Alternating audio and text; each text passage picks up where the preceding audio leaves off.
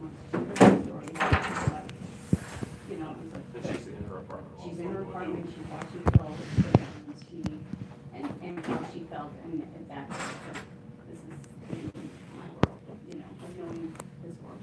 Yeah. So it was really powerful for the kids just to see it's like, okay, this is not just another check mark on your list of tour sites, this is a big one. That's what this one did. It's done in such a way that you can't, it's not a museum Right. per se.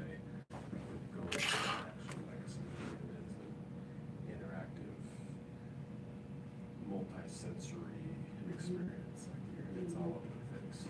You have to be prepared for that going in. Yes.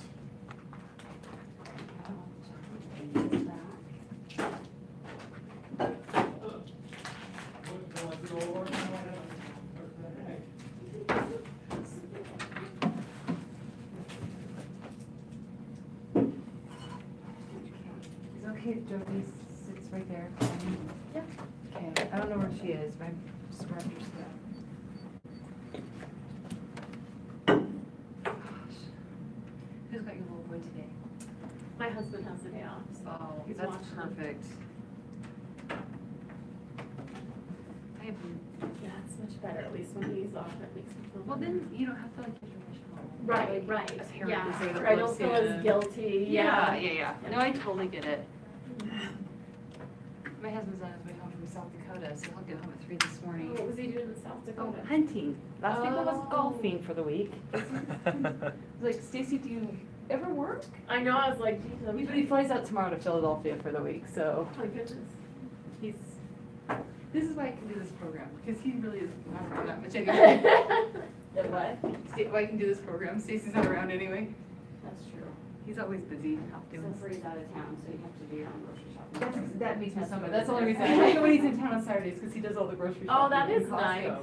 And Oh, this- that's nice. Yeah, That's so really that. today he's gone. And last Saturday we've had 2 Saturdays in a row. I feel so awful.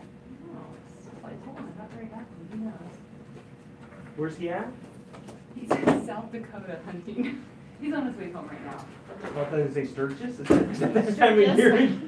No, not Sturgis. Okay, look at there's the, Oh. aren't they cute?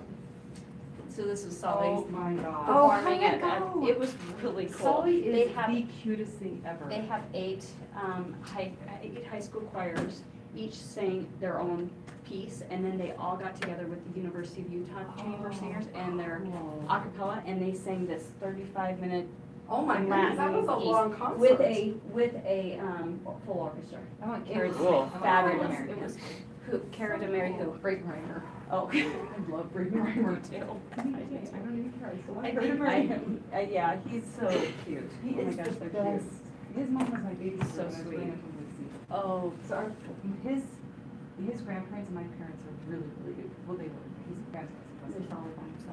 He's taking that stuff down, by the way, next week. Oh, either way. He was so cute.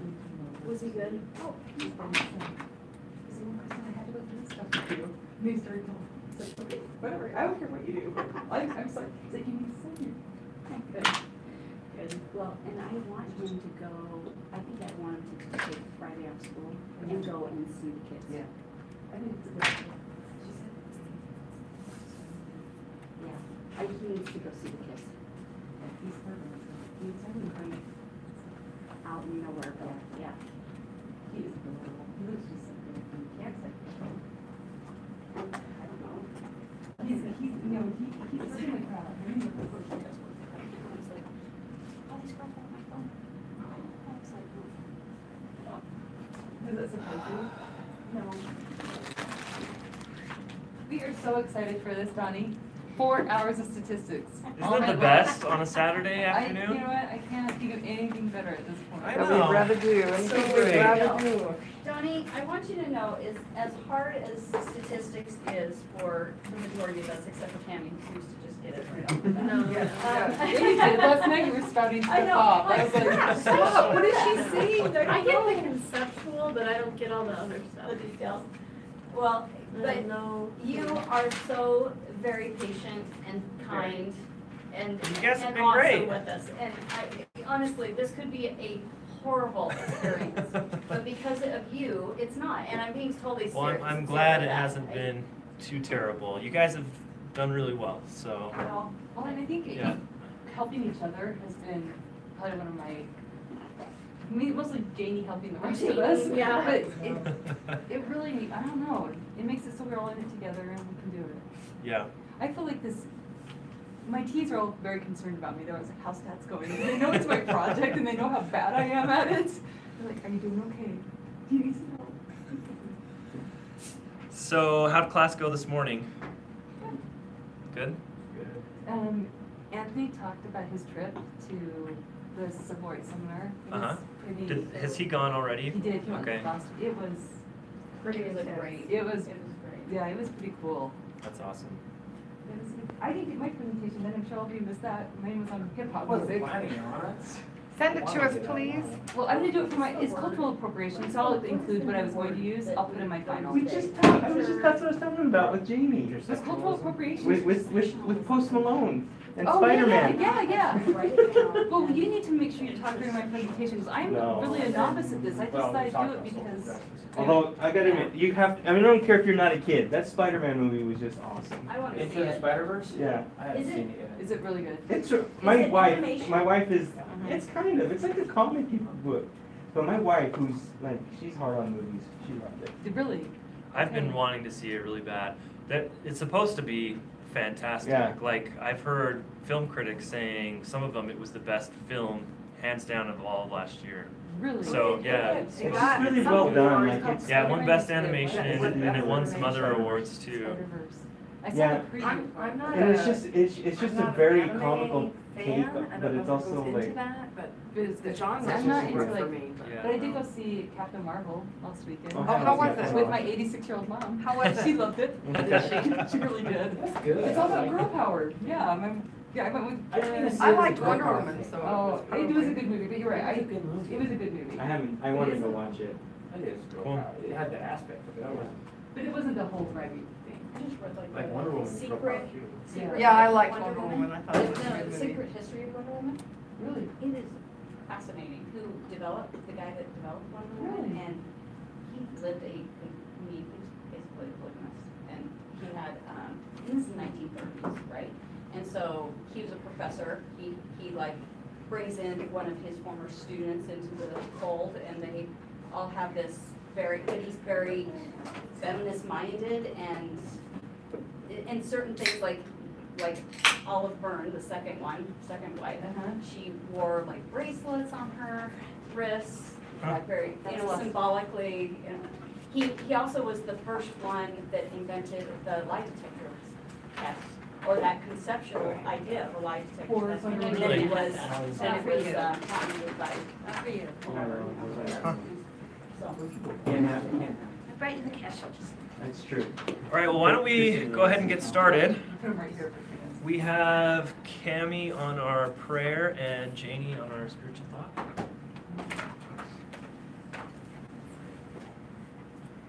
Dear Heavenly Father, we're grateful for this day. We thank Thee for the opportunity to come here and to learn. We ask that Thou please be with those that are in the field and missionaries that we might remember.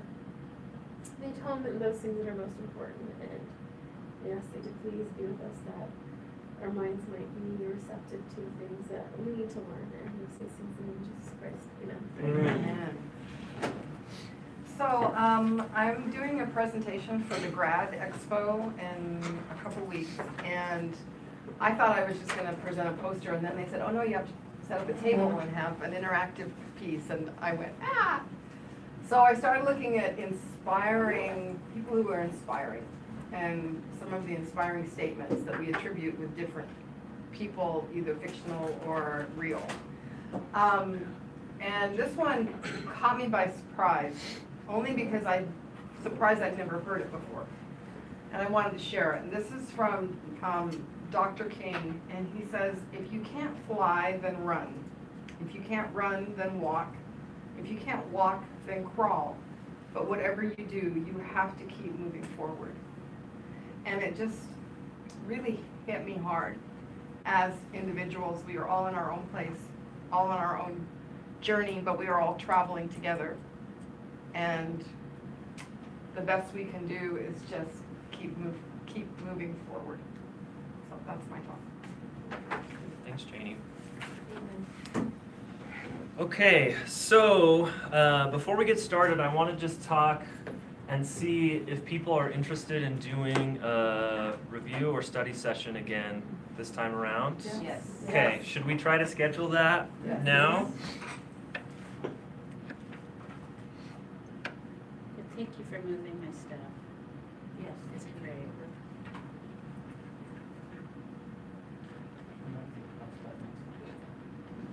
And he got the whole into himself. Remember when I betted you on the end and we had all that? I was like, I need space. And you're like, Kristen, you just locked me out. So I I did. have time Wednesday and Thursday next week, This is either morning or evening, afternoon. Donnie, remind us what your schedule. So if it was next week, Thursday evening would work for me. I could maybe do Wednesday. You can see on my calendar my wife has a hair appointment, and so I'll be home with the kids. I don't know for how long. It is a long. Hey, don't That's a permanent color right there. Wednesdays are always Don't super mess bad with for those, me. those are Okay. my move. Yeah, that's true. Yeah, they are so. So what about Thursday? Thursday at 4, is that? I'll be a little late Thursday, but I can come Thursday. I can come at 4:30. I could do Yeah. 5-ish. I do Yeah, 5-ish. I'd be there. Yeah. about 5. That's what I time can I'd do probably be. 4. So we could start 4:30 maybe, and then, or start 5, either way.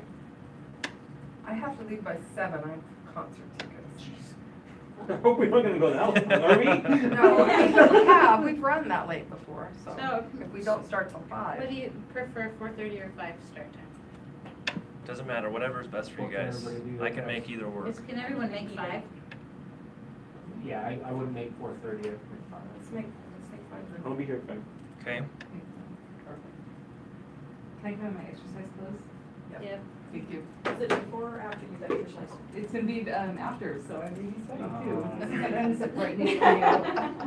Deal breaker. We'll put her at the head of the table. you. And by myself. Yes. So let's plan that, and we'll see how much we get through, and if we need to do another one after that. Does that sound good? Would you like us to have me try to do at least like the first 1 or 2 problems on the problem set? I think it's helpful, yeah, if you can look through it and maybe take a first crack at it and see where you have questions. Okay, that sounds good. I will post the 4th problem set later today once I see how much we get through today. I might adjust a couple of things, so stay tuned on that. All right, with that, why don't we start with a real quick refresher on simple regression, especially for those that had to leave early yesterday. Maybe we can talk through the example that we looked at. Does someone want to just remind us what we were looking at with the simple regression? We were looking at the effect, or do we say correlation? Do we say effect? So you can say effect, but it's, we just have to kind of be careful with that. Or do we want to say More of a predict? causal?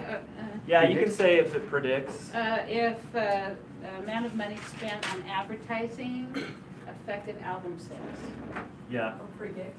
or predicts. So Yes. our Yes. or is associated That's right. with, so our dependent variable is album sales in dollar terms, right? And our independent variable is the advertising budget. Okay. So we decided to run a simple regression. Well, we first looked at a scatter plot, right, to just see what the basic relationship between these two variables was. And we saw well, what did we see? Who wants to summarize for us? What? Positive. Okay, it's positive. Anthony is on a moment of brilliance right here. He's got something. That's what we saw. We saw that. We saw- Okay, Oh. so let's interpret it. That was brilliant. And we know the intercept. So this does show us the intercept. So when we say intercept, what are we talking about? And Mike identified his favorite thing. His hinge. I don't want to confuse anybody that engineers. We Yeah. call the Ender hinge. That's the whole I'm thing. waiting for the name. But what do we mean by the intercept? So if you spent no money on advertising, how many sales would you expect? Yeah, so the intercept is the point at which the line crosses the y-axis, right? So here it's crossing at just over, it's like maybe 120 something, okay? So that's our intercept.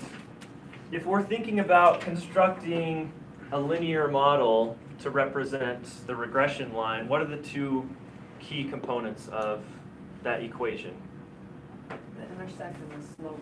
The intercept and the slope, right? So if we're trying to predict y, so y hat is our prediction for y, we need the information about the intercept and the slope. And here we get those two things, right? Because we see that the line starts here, this is where it crosses the axis, so that's our intercept. And the slope tells us whether the line goes down, whether the line goes up, whether the line is flat, and how steep it is, right? So if we're to represent this in mathematical terms, what do we use to write out our regression model? A plus bx or mx, I can't remember which one. Yeah. So A plus B. B times X, okay? And Plus. what's B and what's X here? B is the slope and. So B is the actual value for the slope, Right. and X is the value Whatever number. for X, that is. right? It's Right. whatever the X value is here, so it's 500 or 1,000 or 1,500. Okay, and here is our intercept. Okay. So really, I mean, if putting it into practical terms, then you could, if you knew how much advertising budget you were spending, you knew the slope and you knew what the y-intercept was, you'd know where on y, how many album sales or how many albums you would predict to sell, right? Exactly. Or if you knew how many albums you sold, you could also predict the inverse of that. If you didn't know X, by solving for X, you could, that's what that equation does. It will tell you. So you could estimate it, yeah, you could solve it backwards, basically. But let's walk through one together. So let's say our advertising budget, so let's assume for a second, well, no, let's take this value. Let's say our intercept is 125. Does that change according to the X variable? Does the intercept change depending on what our X is? No, that stays the same. The That's, Y will change. and that's why in the model it's labeled constant. It's labeled as a constant. Okay? So if we want to figure out, let's say, what would the predicted album sales be if our X is 500?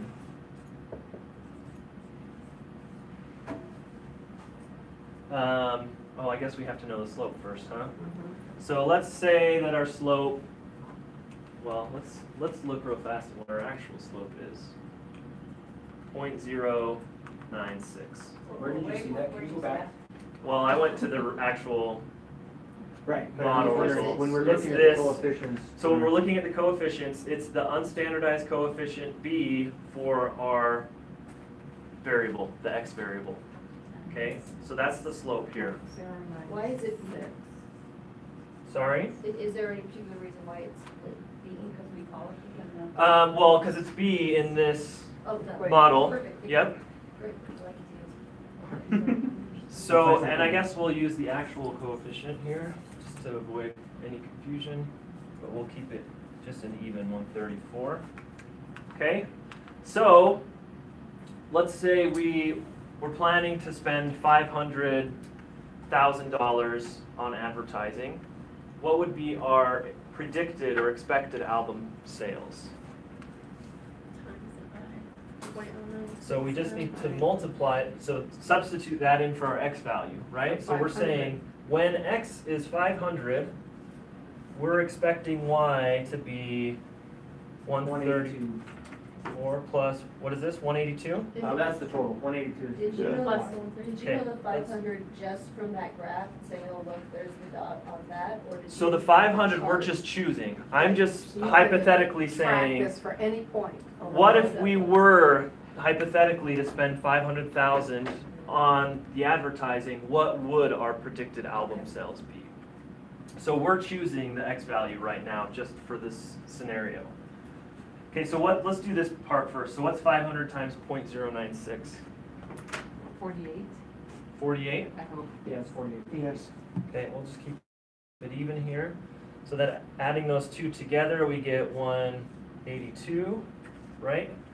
So what we're saying is that when X is equal to 500, the predicted value of Y will be 182. Okay, so that should be right on the 500 up to the line, and that is 182 right here, right? We do that one more time, and so when. So- that- The X value we're predicting is 500, okay? So we're saying, what will Y be when X is 500? So we just have to go straight up on the line, and that's right here, which is, right at 182. And we could do this, for every point along the x-axis, right? We could choose for, let's say we did increments of 100. We did 100, 200, 300, 400, 500, all the way up. And what we would see is dots all along this line. Whether or not they were actually in the raw data, that doesn't matter, because we are projecting. Because what we're We're using doing, this as a scale. we're using all of, this is the existing data, right? These Right. are the actual Right. observed values, but we're calculating this regression line as the line that best fits all of the existing data. And We so, can predict. we're trying to predict, right, or to just, to say what the association is, okay? Looking at the data and how the data is scattered around the line, do you think that our predictions are likely to be really accurate? Well, our R2 is showing at 33.335, so it really only explains about a third. So the R squared is telling us that this model is explaining 33.5% of the variation in Right. the outcome. And we can see the way the data are scattered that it's not really precise, right? There's a lot of error. So the actual observed observations oftentimes are different from the predicted. There are some that are exactly the same, right? The line goes through some of the data. So for those ones, the predicted value is the same as the observed value. But for a lot of them, there is error. But we don't know if it's statistically significant yet because we haven't figured that out. Great point. So we So don't it know could for be- sure if this is statistically significant. Okay? So let me ask, so what would our null hypothesis be for this regression model? But there's no correlation to advertising budget and the number of albums sold. In other words, in this sense, you It'll do make no no difference. advertising, you're gonna sell The 134. exact same amount. Yeah, You do lots of advertising, you're gonna sell It's a 134. straight line. exactly. So the null hypothesis is that knowing X doesn't tell us anything about Y. That basically we would see a straight line, flat line, if we were to represent the relationship between these two variables. Which would be when B was still the best indicator. Exactly. Then the- Yep. Okay, and what's How the do you write alternative? that? I mean, Sorry? is there a formula that you write? There's not. We talked about this last night. We just write it out in words. Okay. As best as you can. Make sure it's clear. Use your words, Suzanne. A struggle. Yeah. Okay, so what's the alternative hypothesis? That there is. That there is a relationship. That there is a relationship, that by knowing X, we can predict, at least to some degree, what Y will be. that X does help to explain Y, at least And to a certain can we say percentage. with the alternative hypothesis that we can predict with a 33% accuracy, or is that only? It's kind of like saying that, yeah. But you wouldn't necessarily need to reflect that in your no, or in Correct. your alternative hypothesis. Yeah. In other words, Although I this guess is that. technically it's not exactly saying that, because if that were true, we would expect to see 1/3 of the observations right on the line, and that's But aren't not they- really the case. Okay, are they within But- that 95%? But it's range? possible, yeah. So I think it's okay to sort of think of it like that. It's like sort of like accuracy. So, just to sort of, I guess, restate that, so is the predicted, when we use the explained variation in the alternative hypothesis, or we just say that there is, You just say that there is a relationship between the two variables. Yep. Can I ask a dumb question? Is Y always the vertical and X is always the horizontal? Yes, Okay, I correct. just wanted Not to- a dumb question. No, I don't remember algebra That's at right. all. Yeah. So you will always see the outcome is always on the Y. Okay, outcome is always a one. Okay. Yep. All right, so let's look at the results from the model. So this is the first table we get when we run the simple regression. What is this telling us here?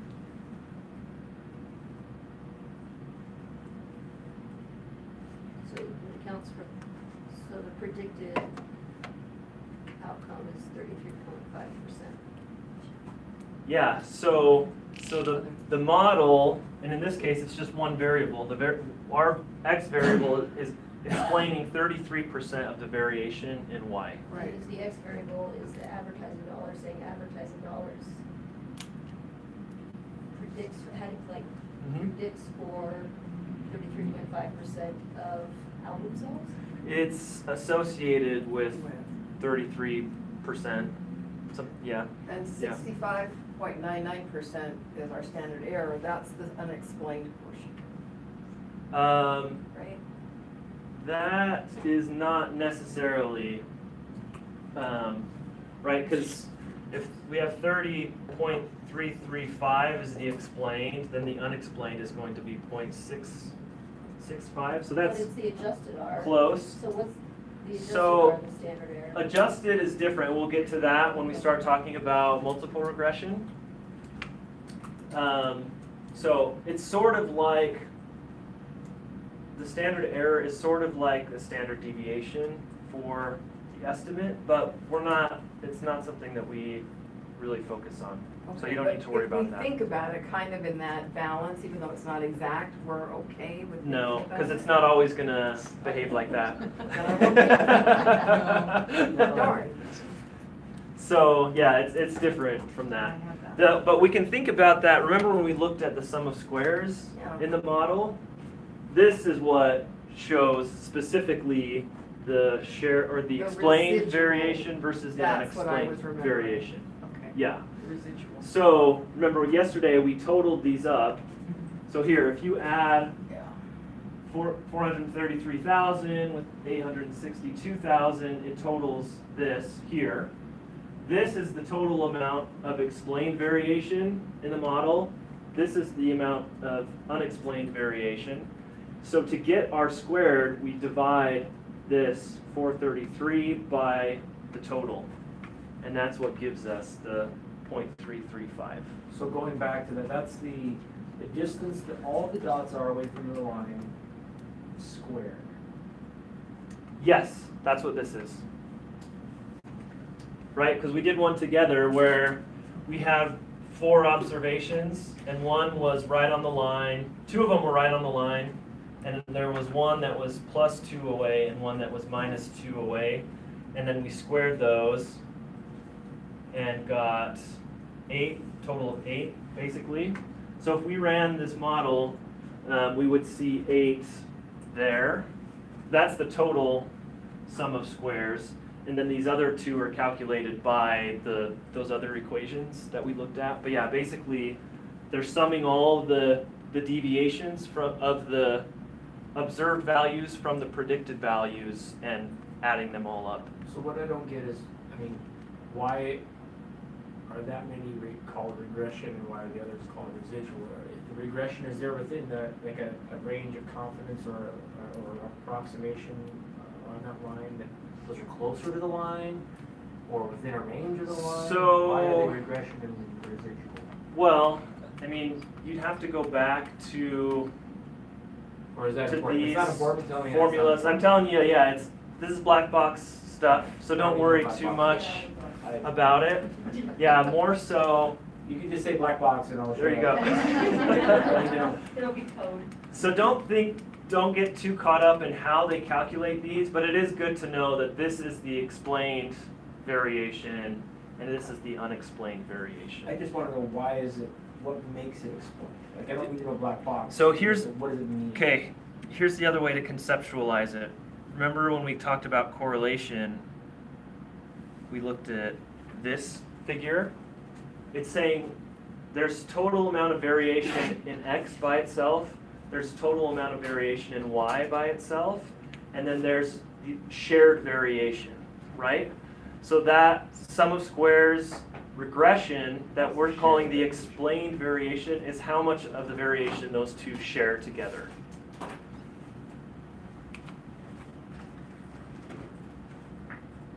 Which is why we use R squared in both those situations.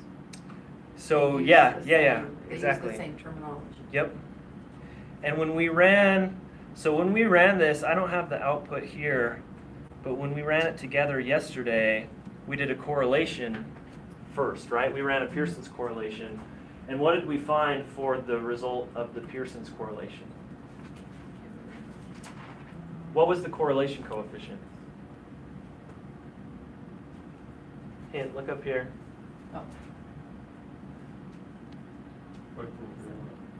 It's R, right? Remember the correlation coefficient, Pearson's, is represented by Pearson's R, And that's where that comes from. and that's what this is showing here, okay?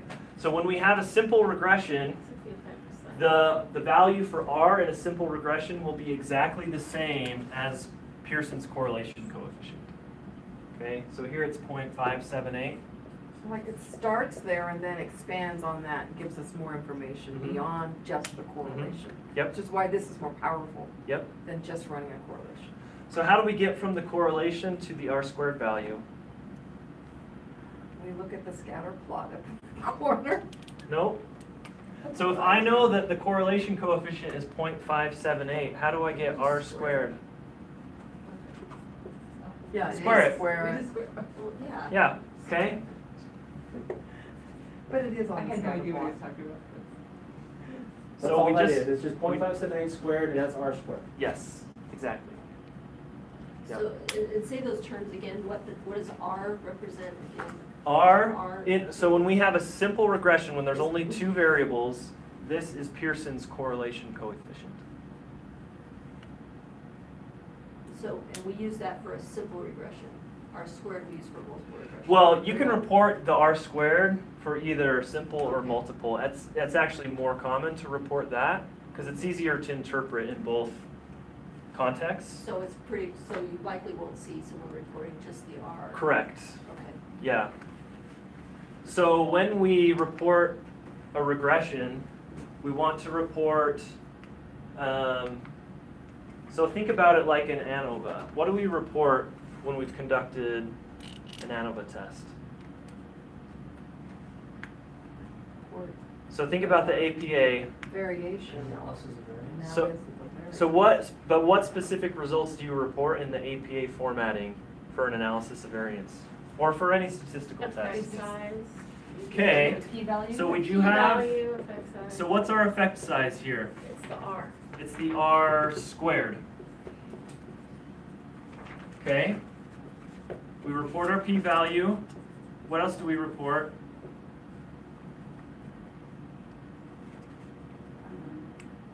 Do we have anything with degrees of freedom?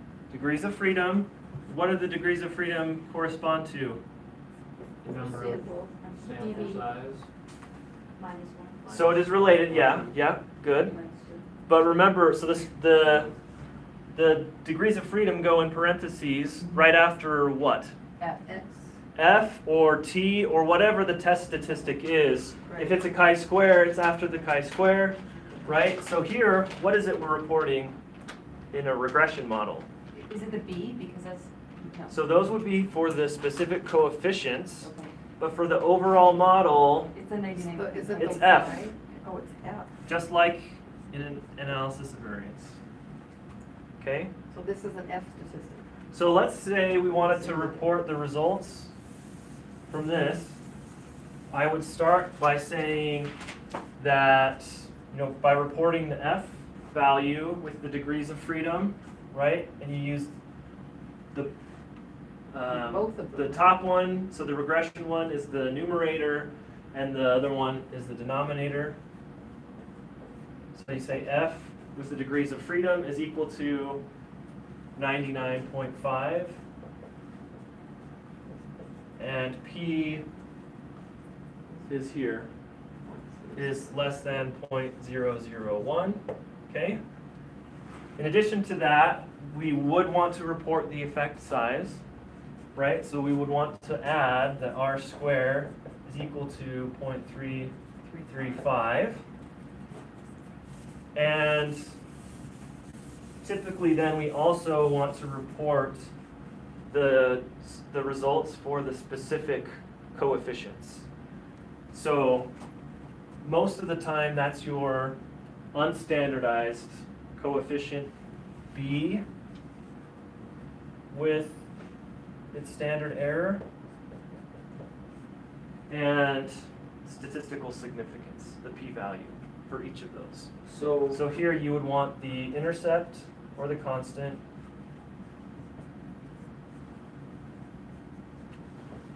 and all of the x coefficients, which here we only have one x, the advertising budget.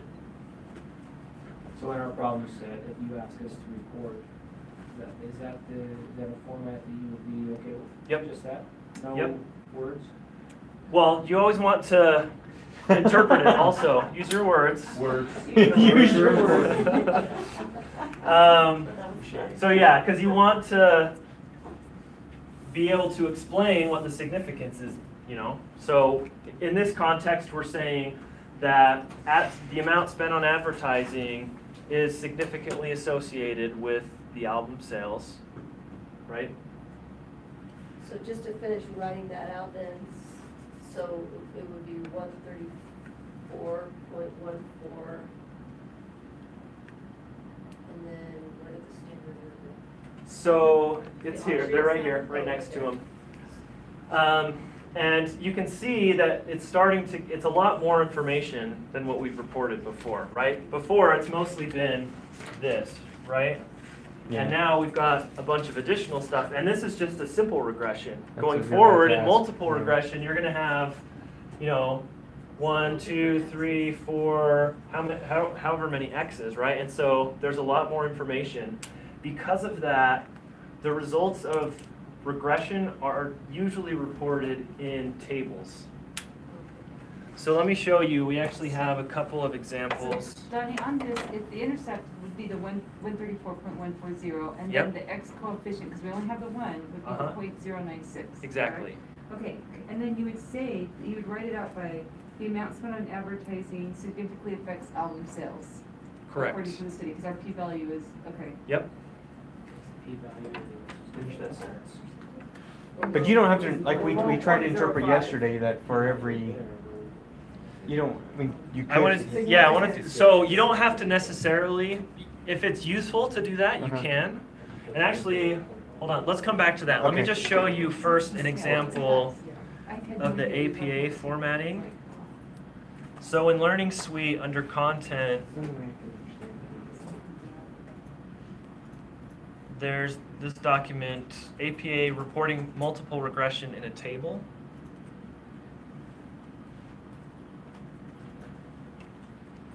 So here, they actually reported one additional piece of information. So let's look at what they're showing. I'm gonna enlarge this a little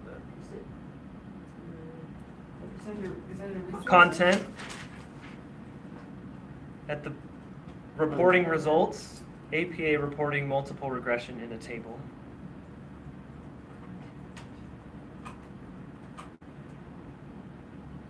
Okay. So this first model, basically what we're looking at is 4 different regression models that have been run in the study.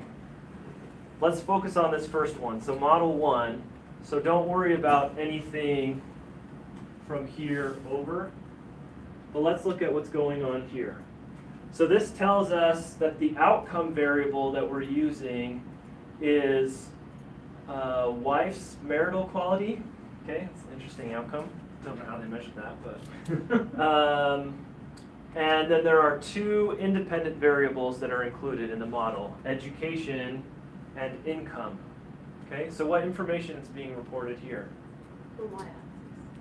So, well, where is the y-axis here? The B. The B, so B is giving us the slopes, remember?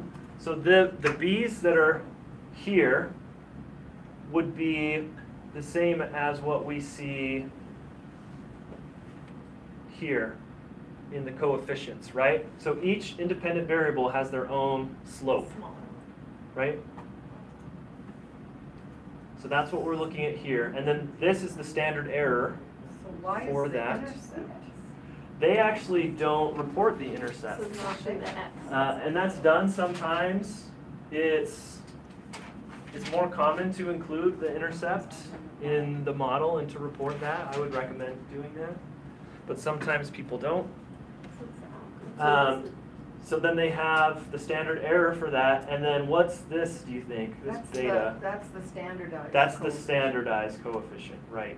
That's right. Which is converted to an apples So to basically, apples. the way they've done it is pretty nice actually, because it's in the same order as the SPSS table. Those 3 columns, right, where they have the unstandardized coefficient, its standard error, and then the standardized coefficient. It's the same here. The unstandardized, its standard error, and then the standardized coefficient. Oh, and it has beta right there. Yep, it lists beta there. Okay, let me show. Do we only do standardized coefficients? I mean, there's one here for a simple linear regression. Do we care about that, or do we only care if it's a multiple? We do still care about it. Okay. Well, I guess it depends. If we can report the unstandardized coefficient in a way that makes sense, and I think in this case it's pretty easy to interpret the unstandardized, then in a simple regression the standardized doesn't matter as But much. when we have, like, you gave us a list of 3 yesterday, that's when it makes Yeah. a difference. And we'll go back through that example today. So they're showing significance with the use of the asterisk, is that correct, the double asterisk? So let's look at that. Okay, they don't list a p-value here, right? So The they exact give you p's. P. So they do have this down at the bottom where asterisks are marked for corresponding p-values, and they actually messed this up because this That should one, have less than 1. 0.05, should have 1 asterisk. And then, so if the p-value is less than 0.05 but greater than 0.01, they're giving it 1 asterisk. So that actually makes it really easy to look at the data and say which of these coefficients were significant, right? Because I can look at this one and it tells me that education is a significant predictor in Model 1, that only age is a significant predictor in Model 2, that everything but income is significant in Model 3, and everything but income and this age times depression variable are significant there. So am I understanding this, that they did not use those variables in all the models? They only used Correct. the first 2 variables across the board, and then they added a variable Yep. each model? Yep. And that's multiple regression That's always normal. does? Yeah, is that normal? So it's fairly common. If you think that different variables might be doing different things, it's less common to see it like this where it's just one variable at a time added. But what's fairly common is you'll see different types of variable groups. So let me give an example. In some research, so some studies that I do or look at, they're looking at different levels of independent variables. So some are student level demographics. Some are demographics and background information for the teacher of the students, and some are information about the school. And so what you'll see sometimes is one model where they're including just all the student independent variables, a second model where they're adding to that the teacher level variables, and then a third model where they're adding the school level variables. So that's not uncommon. And those might be in separate tables? So, or like this, where Or there like is this. one table, but they're showing the different models together. So which of these models appear to be good predictors of a wife's marital quality? So model, yeah, so when we say model, we're thinking of all the variables that were included, right? So now we're thinking, comparing model 1, 2, 3, and 4. Oh, okay. So- That's what I was confused on this whole time. Like, I don't know what the difference is here. So the asterisks here are telling us the significance of the individual variables. Okay? So let's look at this one. So model 1 has a really small r squared, right? A pretty small f statistic, and there are no asterisks, which is telling us, interestingly, that education is associated with the outcome, but the overall model isn't Very significant. strong, Model 2 does a better job, right? So it's now statistically significant When you factor in age. when you factor in age. When you add depression to that, it's far more predictive, right? So we went from explaining 1%, or actually, since it's not significant, explaining no variation in the outcome, to explaining 16% of the variation in the outcome, to explaining 43%, and then the fourth model doesn't Let's improve that. So improve it's that. Not necessary to include that fourth or the fifth Correct. variable. Yep. So, Donnie, I just want to make sure I'm reading this right. So that first model is you're predicting marital's quality Mm-hmm.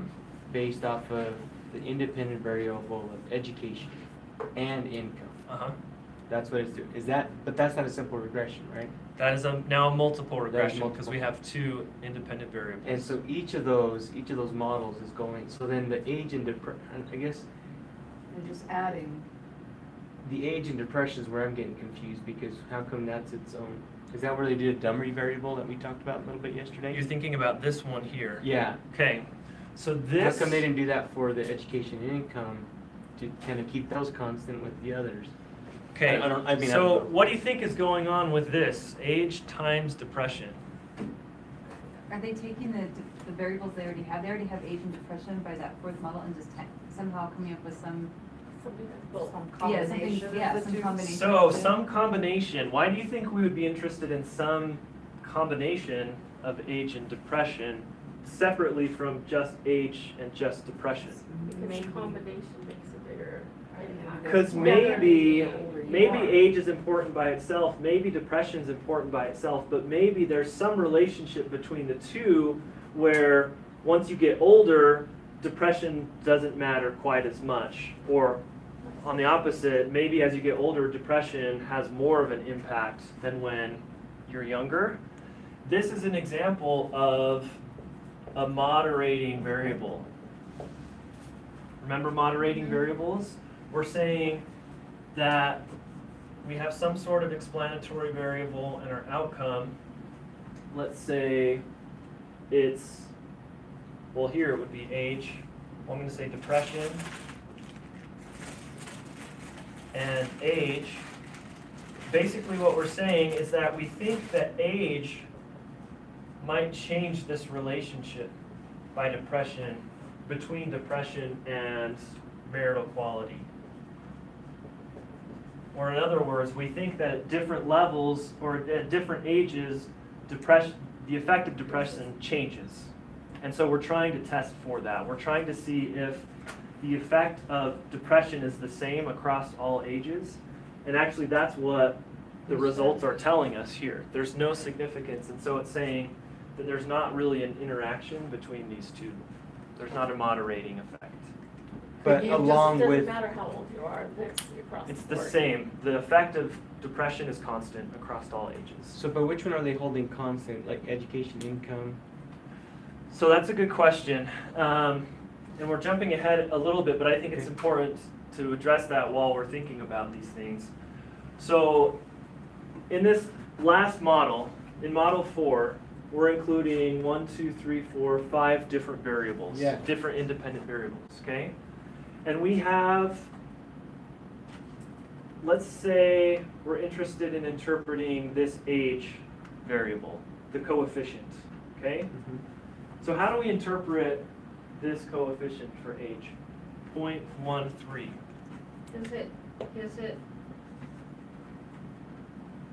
Is it accounting for 0.13 of the effect?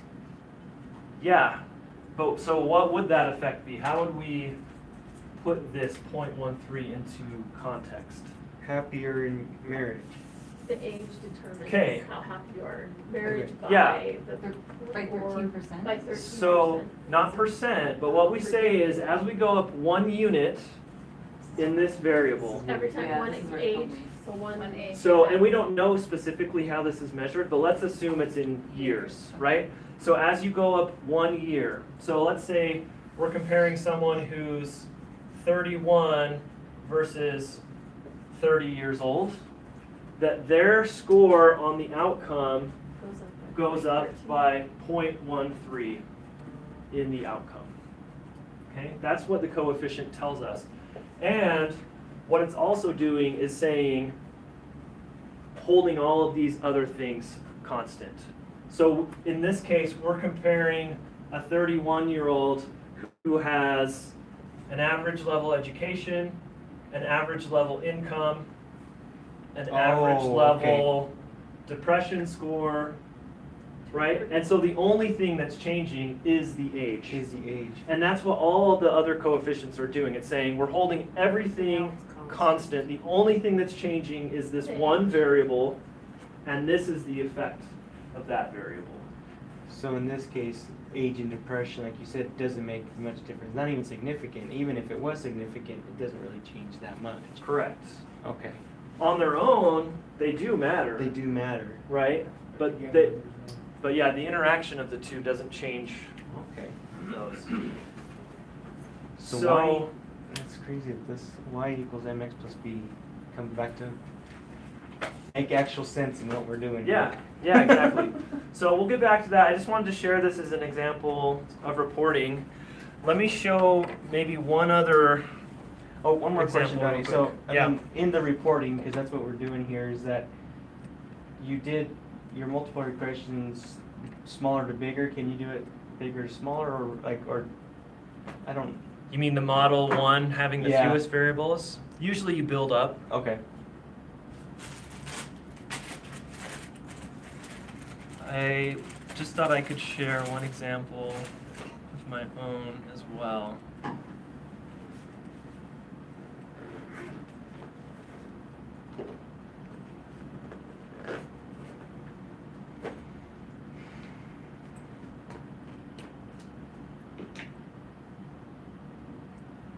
So, this was a study that I did recently where we were trying to predict, we were looking at predictors of the number of years of schooling that a person in Tanzania had over time. So we looked at 3 different periods of time, 1996, 2004, and 2015, okay? And we ran these multiple regression models saying, what are the predictors of years of schooling? And we were looking at those between 18 and 30 years old. That was our population, okay? So this was the model we ran. We had 1, 2, 3, 4, 5 variables in the model. And the outcome is simply years of education or years of school that they attended. Okay? And what I'm showing here, so the first number here is the coefficient for the female variable, and then in parentheses underneath is the standard error for that variable. Right, so this would be that first coefficient column in SPSS, and here this would be from the second coefficient, the second column, that's the standard error of that. This is another really common way of reporting regression results. So you have the coefficient with the standard error underneath in parentheses, and the p-values, again, marked by the asterisks here. So I've got 0.1 for one asterisk, 0.05, and 0.01. What does your note mean? So here, that is trying to account for differences across geographic regions.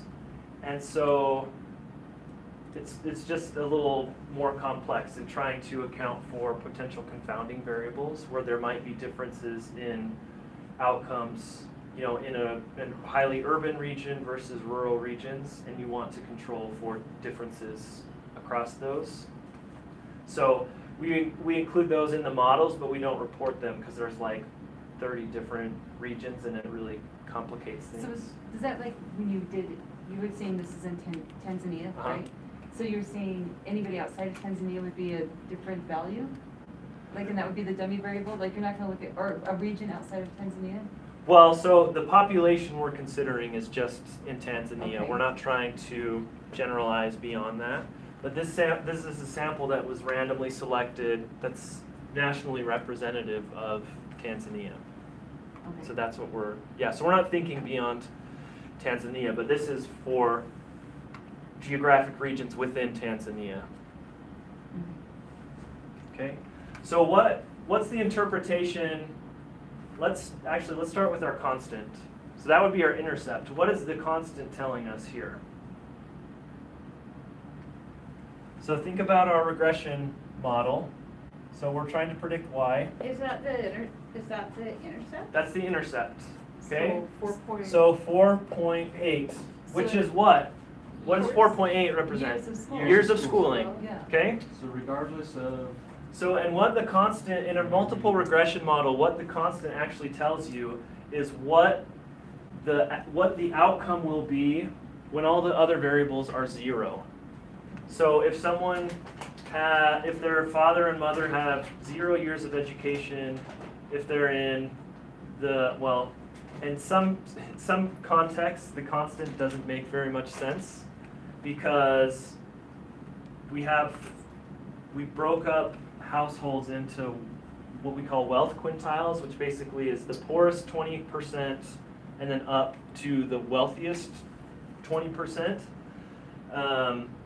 And so it doesn't really make sense to have 0 wealth. But anyway, so yeah, the constant is 4.8 years of education. Okay, Your null And that- hypothesis would be. for the whole model. Yeah, there's no correlation between the number of school years you'll have and all of the other. And any of these other variables. Everything, all things being 0, you're gonna get 4.8, on average, 4.8 years of education regardless of your status or. anything. Yeah. So that's our starting point. So let me ask this. How do we interpret the female variable? Well, in 1996, So yeah, let's use 1996. it was a negative We have less There were education. Negative point 0.233. 233. So let's say all we were looking at was this, whether someone was male or female. So you So were, are you saying as you go up in years of school, it's negative 0.233? So it's as you go up 1 unit in the X that. variable. So for So what does that mean, to go up every- 1 unit in One female? female? you can only have one unit. binary, So Either yes it's or binary, no. so what are your units? male and Male female. and Male or female, and we code them 0 and 1. So 0 is male, 1 is female, which means to go up 1 unit is to go from male to female. This is basically the mean difference between males and females. So for every person who moves into female, up to the female unit, 1 unit is going to their years of schooling is gonna drop. Or Which just means if you're a female, you have on average fewer 0.2 years. years less Less education than than the males, constant. Okay. than the males. Oh, then the males, not then the constant. Yeah, because this is the comparison. It's Yeah. 1 unit increase, so comparing females to males. So if we use the information from the constant and say on average everyone has 4.8 years, but girls have this much less, then girls have 4.58 or whatever, right? So you subtract that from the constant Yes. to get the average now of female Yep. And you're, age in. you'd be able in 1996 to add all of those coefficients up and say, if you're female, and what the wealth, I guess, and the mother-father education, then you would be kind of the sum of all those things. Exactly, right? So if you're, it's one thing to be a female, you know, you already have a disadvantage, but if you're a female from the poorest household, with a mother who has very little education and a father who has very little education, then It's down, it's goes gonna further. go down Go even down. more, right? Or it could go back up. Well, I guess Higher. none of those are negative, so it's not gonna go down anymore. But it's gonna hold But it's gonna, constant. if you're at the top end of those variables, it's gonna go up a lot more, right? Isn't rural negative? If they're, So if they're rural, female it from- is negative, but it's not significant, so Okay, we treat it as zero. Okay, thanks. And it's not significant because that number's not big enough? Because The p-value's not. the p-value, so because there's no asterisk on it. Just because of that. Because Okay. we're not seeing a p-value there. Because you would have brought that Right, in. because we are not from the reporting the table. p-values in numbers, we're reporting them just using the asterisks. Okay, so just as an example, if you had a female who's already starting in the deficit of now instead of 4.8, it's at 4.58, I'm just reiterating what you're saying, just from my own head. Yep, And then they were in, say, not the bottom quintile, but the second one, we could add 0.36 to that. yep, The mother had whatever, 2 one levels up additional, of yep, education, you could add, 2 times 0.172, and father has 3 progression points or whatever, then you'd have 3 times 0.114. Is that- Exactly. Okay. yep, And you would predict that a student with those attributes would get this many years of education, or have Exactly. this many years of education. yep. So let me ask you this, what's happening to girls' education opportunities over time? So does it go from 96 to 2004 and Getting better. 2015? It's getting better. It's than getting the- better, right? So Better than the communities. male counterpart, in right? 2004, there's no difference, so it's not significant, right? There's no asterisk here. So there's no difference between males and females. They're getting the same amounts of education. And is it possible, like, because Memo pointed out that the rural folks actually in 2015 actually get less education, but is that in comparison to, like, is the constant in 2015 actually go down? Does the number of years that they have go down overall? No, it doesn't. I mean, over time, everyone is getting on average more years So of that's what I'm- education. Okay, so that's my question then is, because if over time everybody's getting on average more years of education, Mhm. is that number of 0.538 increase only because everybody else is getting more education overall? It's not that rural people are going to school less in 2015, it's that other people around them are getting more education, so relatively speaking, Yep. they're getting Yep, exactly. And that's likely what's going on. That really, because it's probably more likely that the rural people are staying constant at the same level, but in urban areas, they're going to more. Female went up, they So- actually So went yeah, to the other female side. in 2015, actually girls have an advantage So overall. is the constant additive then? You're adding 1.461 to the 4.881? Why No, no, why did those the are two- estimated why- separately. Why then did the why 2004 go down? Is the 2004, And the constant? Yeah, so the constant is So low. significantly Something different. happened, like, what was Um, going on at that time? There's likely So something That's that's what not was accounted over or for. something that was I would going guess on. there's something that we're not accounting for in our data. Let's look at the overall model information. So what is R squared telling us? with 21% variation is explained. in the So design. our overall model, so the set of independent variables are explaining 21% of the years of schooling So that you people were, get. and we're increasing each year, for each, Explaining more and it's more. explaining more and more. But still, But you you're want saying that you're bigger. not counting. So let me ask you this. Still Predicting, not or would right. you use explaining? Sorry? Would you use predicting as the word, or would you use explaining? Because you said this is predicted. But it's you know, you can also say that explaining Okay. the But it would be variation in okay the to also outcome. use predicting if you said 21%. Yeah, you can say that. predict. Mhm. But you can you were saying yesterday, there was explained variance and unexplained No, variance. that's right. So this is, Yeah. The explained This part. is explained. Yeah. explained. So let me ask you this, do you think it's a good thing that the R square is increasing in this model over time as we go from 96 to Yes. 2004 to Yeah. 2015? Why do you think that's a good thing? Because to me, it means that your model, your lines, your regression models, the dots are becoming closer to those lines overall. So in terms of explanatory power, that's a good thing.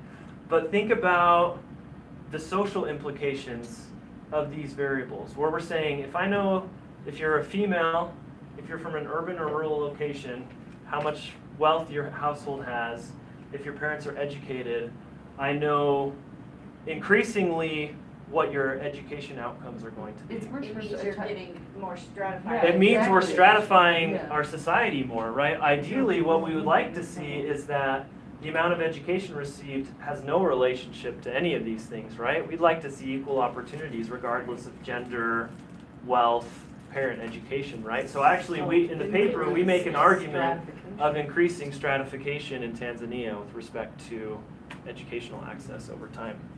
So it's, your model gets better, but it doesn't mean. But the implications are worse, right? Right, Yeah. because you're able to, those are factoring more heavily Yeah. into the years of schooling than they were even in 1996.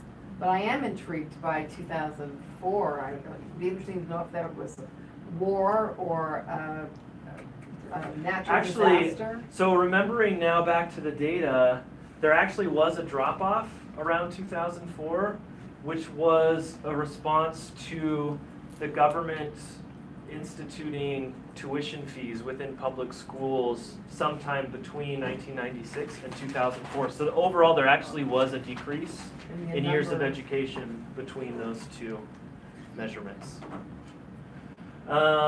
Okay, so we took a little bit of a tangent, but you know, it feeds into our overall discussion, and I think it's useful interpreting how we use these sort of in the real Well, this- world. This is helpful because as we're reading our studies, a lot Oh. of these tables I'm still skipping over. And Okay. now, Okay. I think I'm gonna have a little bit of a language, a little Yeah. bit of Yeah. a lens to look at them. Even last night when I was going through that survey, when I actually read through it, and I was like, oh, these are the ones that add up to that number, and that's where they did the regression and everything. Right. So Yeah.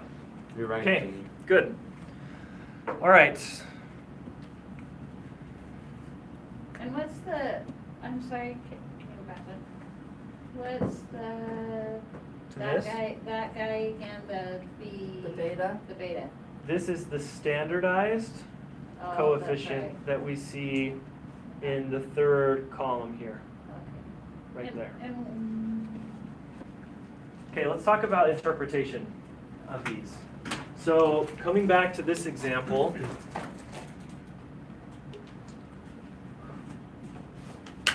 so it's more important when you have more than one variable, because the beta puts it into something that can be compared across. Okay. Across measures. so what's 134 here? What is that? That's the Y. Intercept. That's the y-intercept. So regardless Okay? of how much you spend on advertising, you're going to sell $134,000 worth of, or euros, Yes. pounds. So that's our starting point. units. Units. What's 0.096? That's, What's the slope? That's the slope for that x variable. So 0.096 times whatever value of x we're interested in.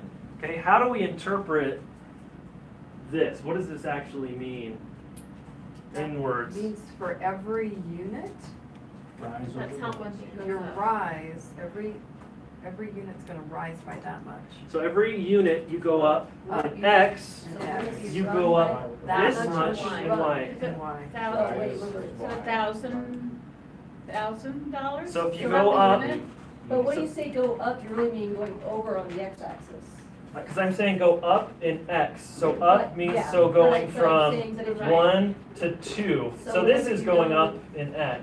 Yeah, whenever you run It tells you how up much it goes in up and X, why. you rise up. Yeah, so actually the way we interpret it here is the run to the rise, right? Because it's saying for every 1 here, we go up how much here.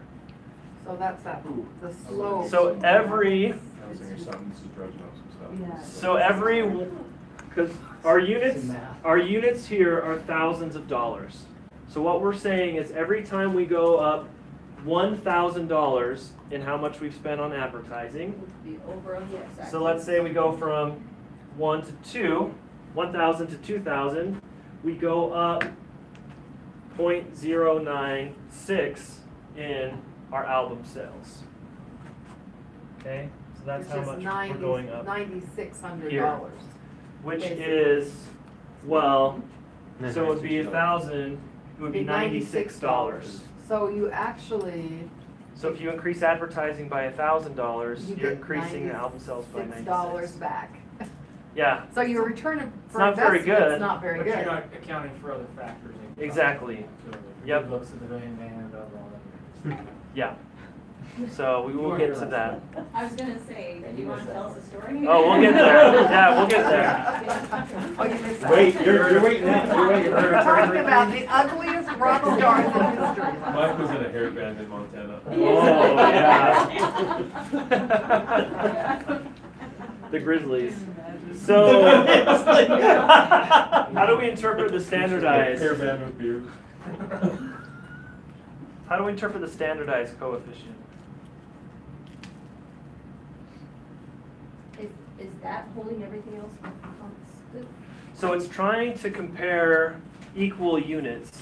So as Janie was saying, in a simple regression, it's usually easier to interpret this one. But when we have multiple variables and we're trying to compare them with each other, and they might be measured in different units, it can be useful to compare this instead.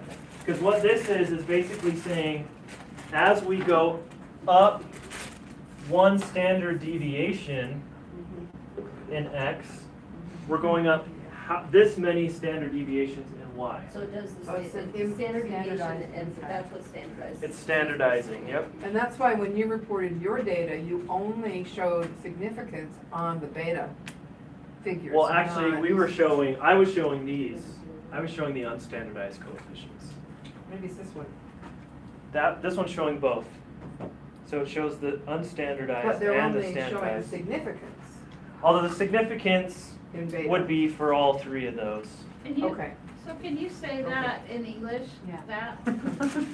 So this is a little bit harder, because first we have to know what a standard deviation in this and the outcome are.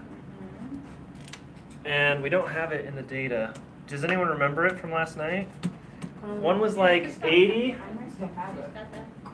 I think it was 80 in the outcome. I'm remembering this. So there was a standard deviation of like $80 in sales, and the standard deviation in advertising was bigger. All right, We can run it. Yeah, let's find it real Oh, fast. yes, yes, You yes. guys remember? 96? Yeah, it was like 460 or something. Oh, actually, I think I still have it open from yesterday. Album sales and advertising budget and run, right? Here we go. There it is. So the standard deviation of the album sales was 80 and 485. Yeah. 68, good. 46 around that. Best math I do is guessing. Okay, so now that we know those, we can interpret that standardized coefficient. So does anyone want to take a crack at that for us? So it was 0.578.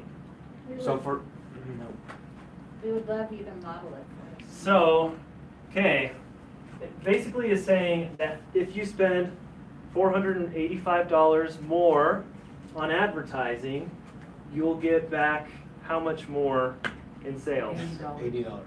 Not It's 80. 80 times the More like It's 0.578. 80 times Times 0.578 That's right. So point, because that's your X. was Wow. equal, it's just over half, right? 42, something like that. So as you spend $485 in advertising, you're going up $42 in your outcome. So it- But that's because of our low. that's because we have some outliers in the data. There are some, if we go back to that scatter plot, look, there's some where they spent very little on advertising and then they got a lot back. But there's some where there's a huge advertising budget. Well, they got some back, but so also I don't know if this data are real, if they're just made up. So it could be a factor of that. I'm not sure. And it could be the fact that we're not accounting for other things. So let's see if it changes when we run our multiple Because regression. it did when we added those other. But does this clear at least the interpretation of So I want it? to make sure I get this right, because since we're standardizing all of the variables across, in this case, just the one, right? And we have to use the standard deviations. Yep. And that's why we have to use the mean, the standard deviations of the means. Mhm. And that's what our rise over run's gonna be, right? Correct. Okay, and that's why, and then X is not gonna be 0.96, it's gonna be whatever the standardized is now. Correct. And I think this will make more sense when we go through, again, the multiple regression example. So let's get to that now. So we've done this. Okay, let's get past this. I think we have a decent grasp on what we're doing with multiple regression at this point, right? Or you learn. Yeah? Yeah. Well, I mean, we've been talking through multiple regression. So how is multiple regression different from simple? More variables. More variables. More independent variables, right? And what types of independent variables can we have? They can be both, can't they? Or We they have automatic- Categorical. They can be continuous Or continuous.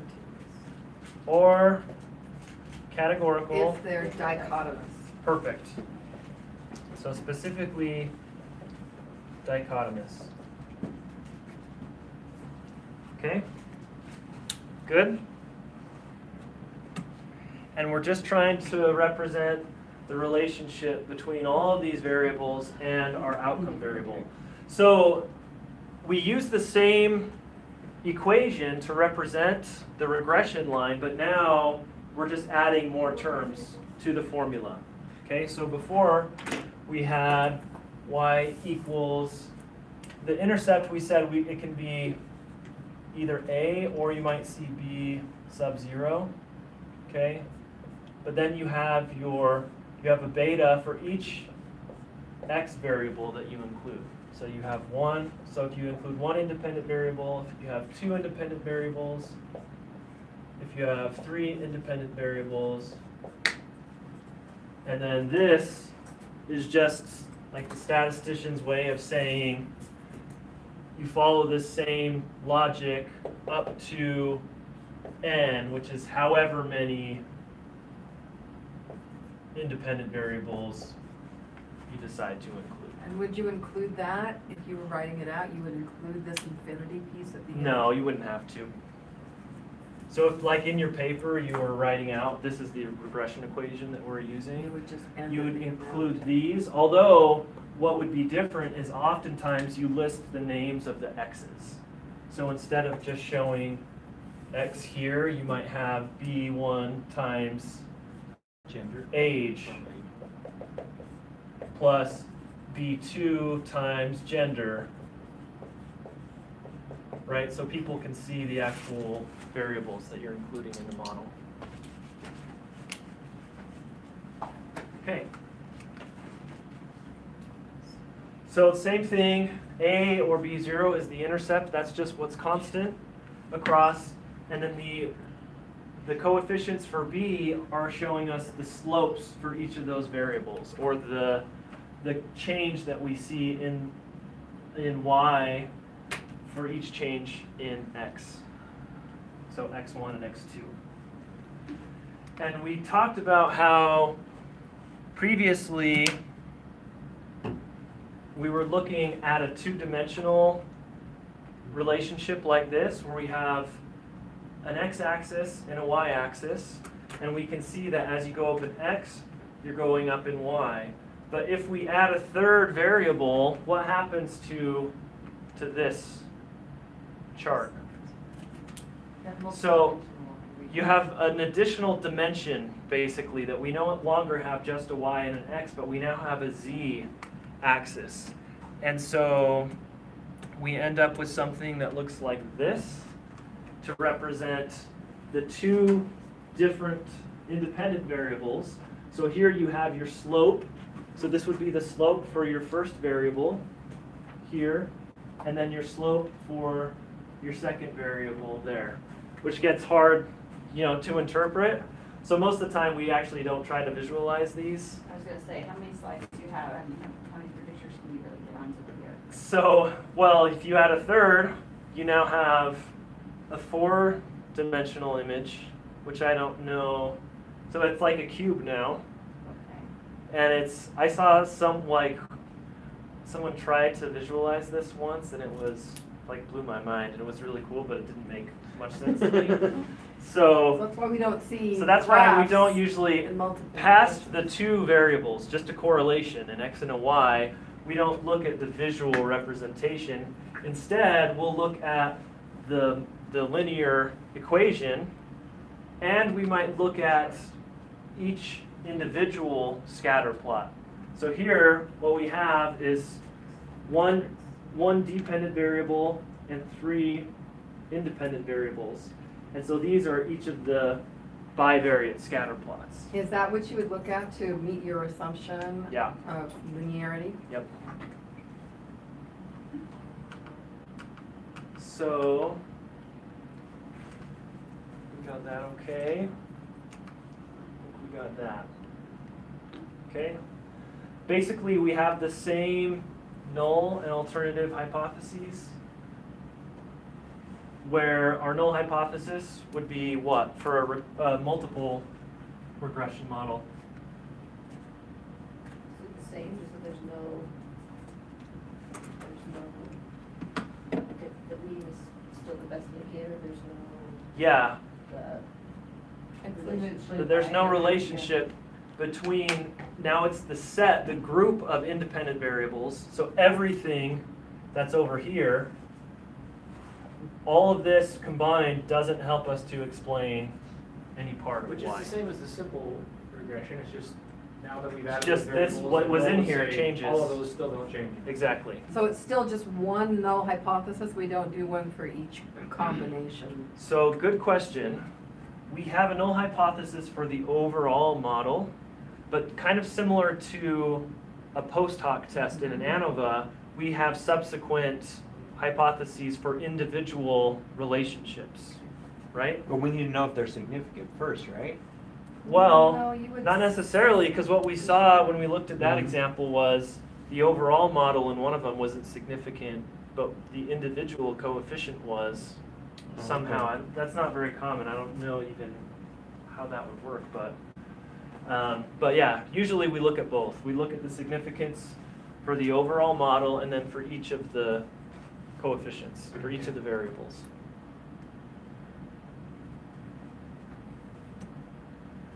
Okay, so we'll keep with this example. So album sales is still our dependent variable, but now we're adding a couple of additional independent variables. So we still have advertising budget, but we also now have the number of plays on the radio.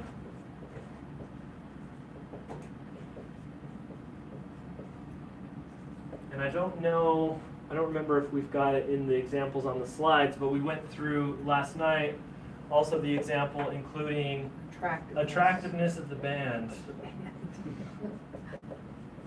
as How is that a measured? predictor. So I think it's a 1 to 10. It looks like in the scale. We can take a look at that. Who's the judge? Yeah. Yeah, I don't know. It's a good question. the matter is the consumer. Teenage girls. So let's pull up the data.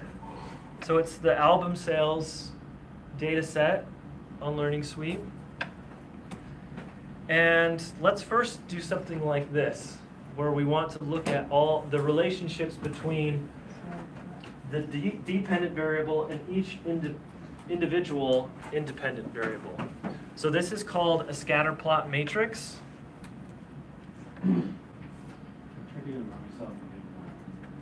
So is that also in the graphs? Yep, Chart? in Chart Builder. Oh, do we need to change, do we need to have more on our x-axis though, besides just the one? Because I maybe I need to get out of what I did last night. So yeah, you can reset. There's a reset button if you went into the Chart Builder. Okay, so go into chart builder. What and are- reset it. Although- What are we choosing? So let's wait. Does everyone have it open? Let's just make sure everyone's got it first. While we're doing that, I'm just going to look at that attractiveness variable and see exactly how it's measured. I don't know why it won't pull up. But- That's down there, the lower left. No, it's not even stuck anywhere. I just- Oh, and the. It won't download. Yeah, so the attractiveness is measured on a 1 to 10 scale. 3 poor bands or poor individuals got a 1. Wow. 1 got a 10. It looks like a fairly normal distribution there, around 6.5, 7. Okay, but let's go to Chart Builder. So Graphs, Chart Builder.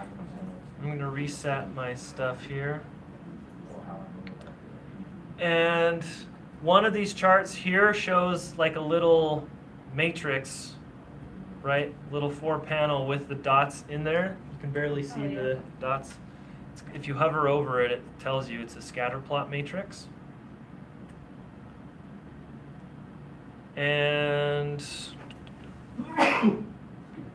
trying to remember, I think we just dump all of the variables down onto that x-axis. I think, That was yeah. my issue, I couldn't put anything on the right, so. So let's try Yeah, that. it'll just accumulate them. Yep. Yeah, so you can do them individually, or you can do a Control A or Shift select those all at once. And it should give you something that looks like this. Yep.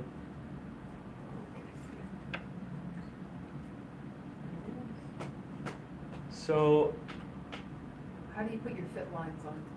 so you, to fit the You line, ran it without doing Okay. anything on the filter? correct. Okay, here, we'll do it together again. So go to Graphs, Chart Builder. I'm gonna reset mine. Put the scatter up there.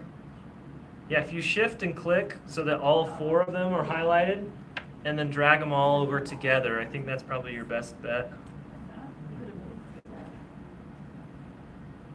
And then hit OK. So then you can double click on it and tell it to do add fit line at total. Double click. So double click on the actual chart Okay, like, oh, so after you press OK. after you've run it, yeah. Okay. Double click on the chart. And then the little button right in the middle here is add fit line at total. Can you point that out again? Okay. Oh, it might be. Right hand side. Right there. Nope, it's the one that has little dots. Oh, wow, thank you. Double click on those. Okay.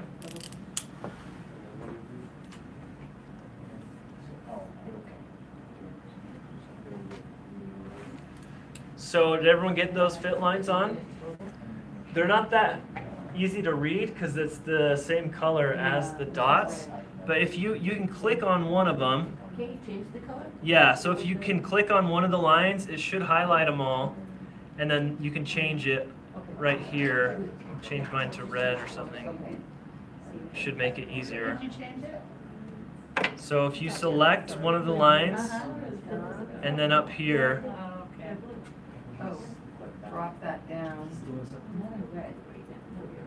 a different color. Did you guys see how I did that? I still have the blue lines and red line. Now I've got multiple You have blue lines? Yeah, I've got all sorts of lines. See, Okay, so you used a different fit method. Sometimes it does this. okay. You have to change this to linear.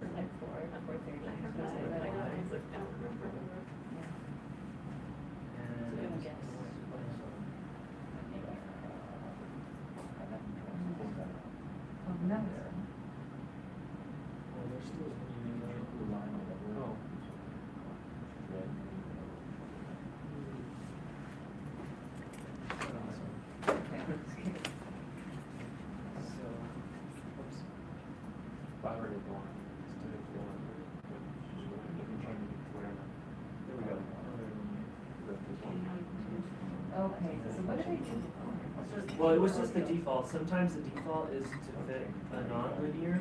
Okay, So there you go. okay, so now it should be linear on my. So now the default should be linear the next times you do it. Okay, so how do we interpret these?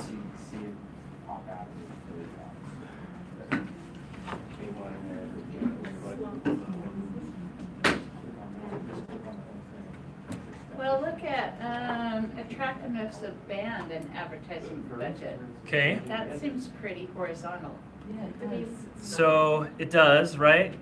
And the ones, so the one we want to look at, we want to make sure we're looking with the advertising budget, or no, sorry, the album sales on the Y axis, Oh, right? Because okay. that's our dependent variable.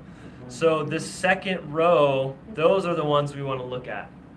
So in this one here, we're looking at album sales on the advertising budget.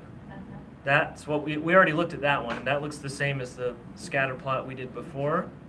Here's album sales on Looks a little closer. number of radio plays, which looks similar, and then the album sales on the attractiveness of the band. So it does look positive, but it's a little flatter than the other ones, right? Does it matter what order they're in? It doesn't matter what order they're in, right? No, it doesn't. But whichever order they're in, you want to find the outcome on this left-hand side so that it's on the Y. So album sales, you want that to be on the So we're Y, looking at that. and then read that row all the way across. Okay. So the attractiveness of the band seems to be the weirdest. So it's definitely more dispersed, right? It's not as close to the line as the other two are, and it seems to be a little flatter. Okay, so going in, we might expect that it would be slightly less related to the outcome. But, Right. but on that, the way I read that graph is that it's more related to that, because the better looking the band is, More related It- to album sales, It's You- related to album sales. but not to advertising. no, it's still related. I mean, there's no dots. If they're an ugly band, there's just very few dots. The dots increase as the band gets better looking. But also, you look at the distribution of the dots around the line, and It they're doesn't not seem as very tightly grouped, linear. right? They're way far away. So it's a It's, it might not, yeah, it's possible. And if your data. That even the better looking they are, the It just less seems it like is. there's less data as they get. Maybe everybody thinks bands are good looking. Maybe that's what Or is it really the It same doesn't amount? Or seem maybe like you're it's more so likely to big. be successful it is. If you getting a record deal if you are attractive, so there aren't as many So- ugly bands. I don't know. That's just what it says. That's what it says Don't here. do There's not that many ugly bands. I love it. Okay. Milli Vanilli. Okay. Wow. He's Like, what was Julie Roberts thinking He's about a heck that? of a musician. Next thing you're gonna say Dwight Yoakam's on you. Maybe. Come on. All right. So let's move on from this to. So, I do have a question. Yeah. If you do look at that and you see something that doesn't look linear, Mhm. how do you approach that? So that's a good question. We will address our assumptions. Hopefully we will have time for that at the end of today. But you treat it similarly to your correlation. So there's not a good non-parametric approach for this. And so what you'll usually do is try to transform the variable in some way. To get it more linear. So for example, I was working in a data set where I was looking at the relationship between an outcome and age, and it looked like something like this.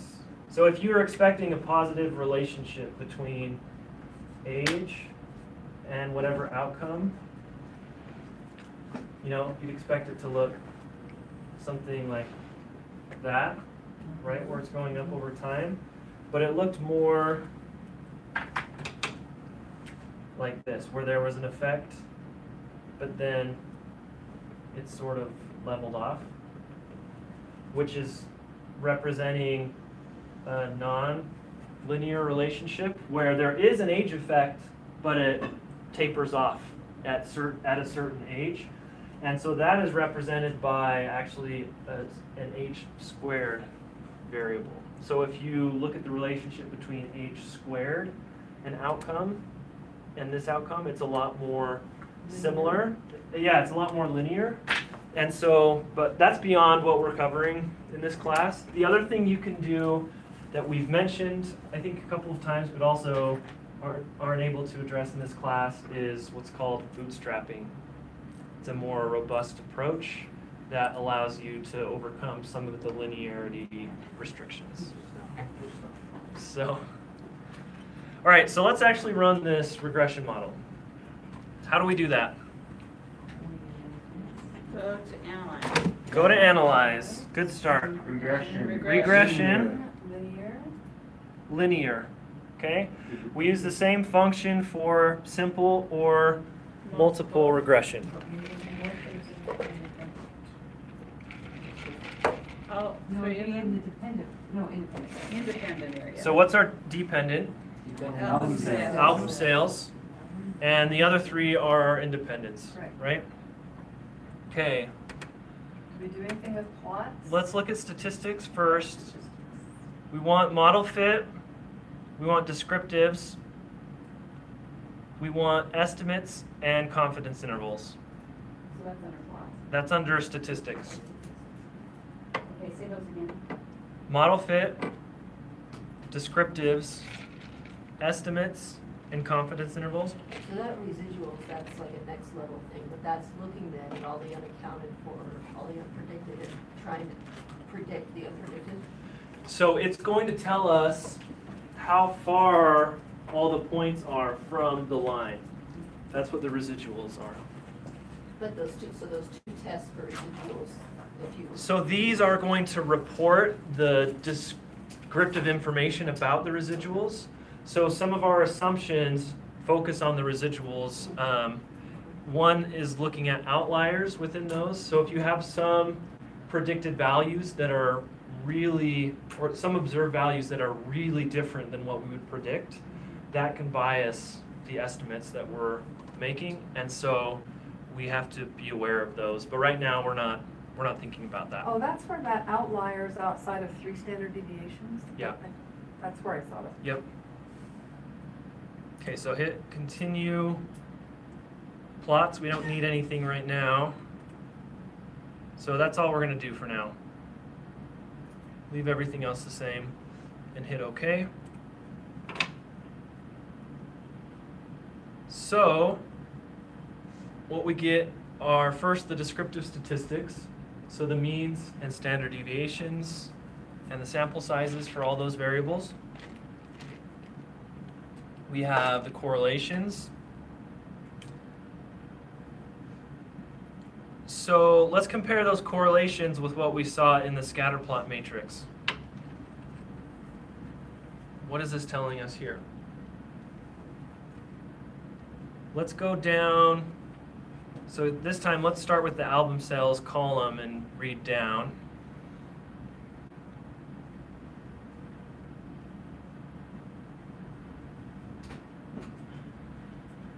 So what's this telling us here? that the number of plays on the radio has a slightly larger effect on album sales than the advertising budget. Both of them are pretty similar, but the attractiveness of the band has less associated Yeah. with it. And that So there's a also- positive correlation between each of these three independent variables and our outcome variable. And they're all three significant. And just below that, yeah, so in that next panel down, it tells us that they're all statistically significant. The 0.578, we saw that before in our simple regression. That's the same correlation Is R. between those two variables. That's the R. Okay? So let's scroll down now and look at our model summary. What does the model summary tell us? We're looking at the coefficients, or are you looking at the, model summary? R squared Yeah. tells us kind of the effect size. Right, now We we, contribute Yeah. 66% of it to So the- before it was here, we were explaining 33%, and No. now we're explaining 66.5. 66. So the other variables did make a difference. The other variables did make a We just difference. don't know, Is that going? I just wanna know where I'm gonna go on the video to 1 hour and 40 minutes. If you just search for me on YouTube and go to my channel, it should be on there. But we just wanna know We where, wanna know how far. on in the time video. are- Oh, gotcha. How come Yeah, we wouldn't wanna watch the whole? come on, guys. This is fun stuff. I'm expecting you to show this to your families on movie night. Your kids can't sleep. Ouch, ouch. That was good. Okay, I'm gonna tell my kids that. so let's look at the next table. So what does the ANOVA table tell us? okay, so it means that. Well, significant, right? It is significant. It is significant. And the- So what do we do with our null hypothesis? We reject We it reject all. it. What does the F tell us again? The 129? The F is just the F statistic. It's It used doesn't really, to compare to the critical value to get the p-value. Whether it's Okay. significant. So we can't really interpret the F very well, but we do report it with the degrees of freedom and the p-value. Just like you did. Just like here, right? So here, it is larger, and typically larger values of F mean smaller p-values. In this case, you can't tell a difference because both of them are p is less than 0.001. and degrees of freedom, is it 1 to 196? 3, It's- comma, 1. Is Or it is it 3? 3, 196? 196, okay?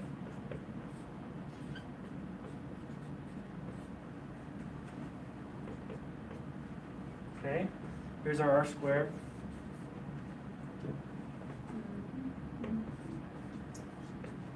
This is Okay. for the whole model. That's for the whole model. So then the regression is the, Okay, and I just know that with the residuals is the times away, distance away from each of the, from Yeah. the line is. So this explains it explains 861, well, whatever that percentage is, it explains the 66.665%, or 0.665 of, sorry, I'm saying this very poorly, but I know what I Yeah, mean. that's why I don't think I stopped. I know what I mean. So The this, sum of squares. the regression sum of squares is the total explained variation, Right. okay? The residual sum of squares is the total unexplained Unexplained. variation, and then this is just the total Right. variation in the data. So the other way you can say this is that the regression sum of squares is the amount of variation in Y that's shared by all four of these variables, basically. So we would be going from, actually, let's pull this up.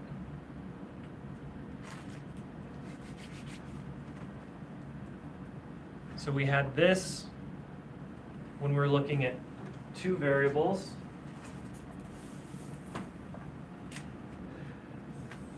So this is y, and that's x, right? And before we were explaining this much of y. Now we have x1, x2 is explaining, maybe some of it is shared with x1, but it's also explaining this much in y, and x3 is explaining this much in y. So now this is the total amount of variation in y that our three variables are explaining, and then this is the unexplained. Okay, and sometimes that will overlap between the independent variables, and sometimes it won't. So there's no overlap between x2 and x3, but x1 overlaps with both of those. So conceptually, that's what the regression and residual sum of squares is telling us. Sheesh, I lost. Okay. Oh yeah, it's because it wasn't in here. We were looking at the actual output. All right, so how do we interpret the coefficients table?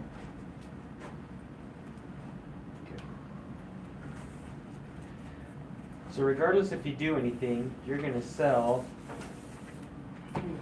negative 26,000 or 20.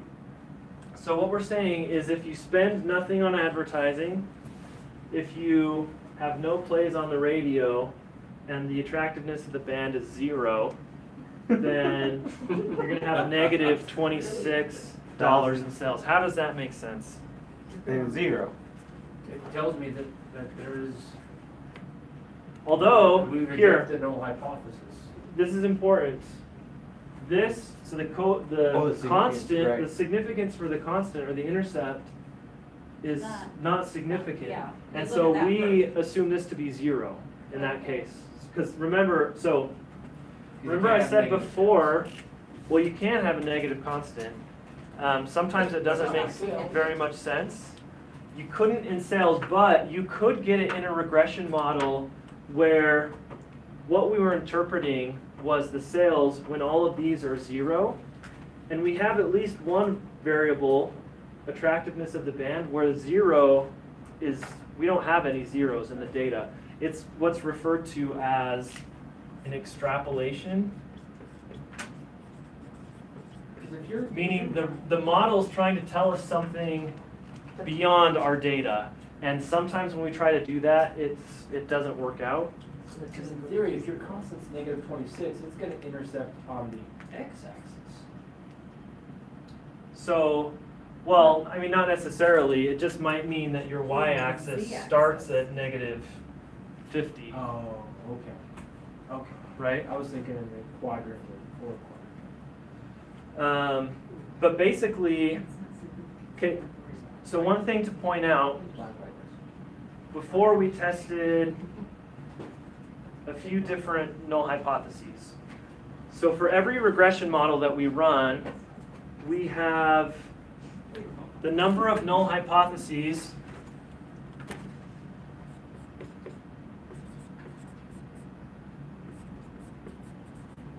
is equal to, let's see, is equal to the number of predictors. So the number of x's plus 2. Why plus 2? Because we're estimating, so when we had simple regression, we had 1x and we had 3 null hypotheses. One for the overall model, one for the intercept, and one for the slope. Now we have 3 independent variables. So we have 3 plus 2, 5 hypotheses.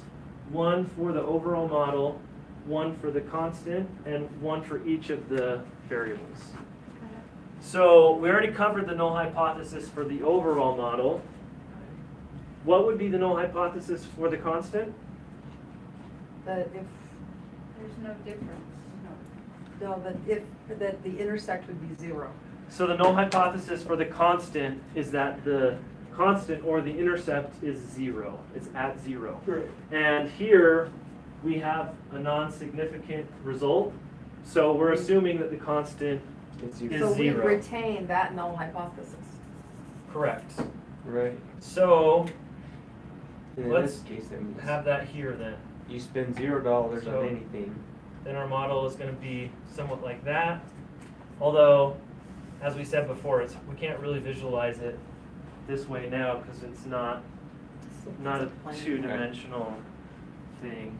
But But if you do nothing to help your album, yeah, so we can think of it that way. So if you have no advertising, you spend nothing on advertising, no plays on the radio, and if somehow on our 1 to 10 scale someone scored a 0 on attractiveness, then your predicted album sales would be 0. Okay? Now, let's look at the importance of the other variables. So, does the amount spent on advertising matter? yes. Yes. How do we know that?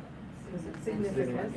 Okay, it is significant, so the p-value is less than 0.05 here.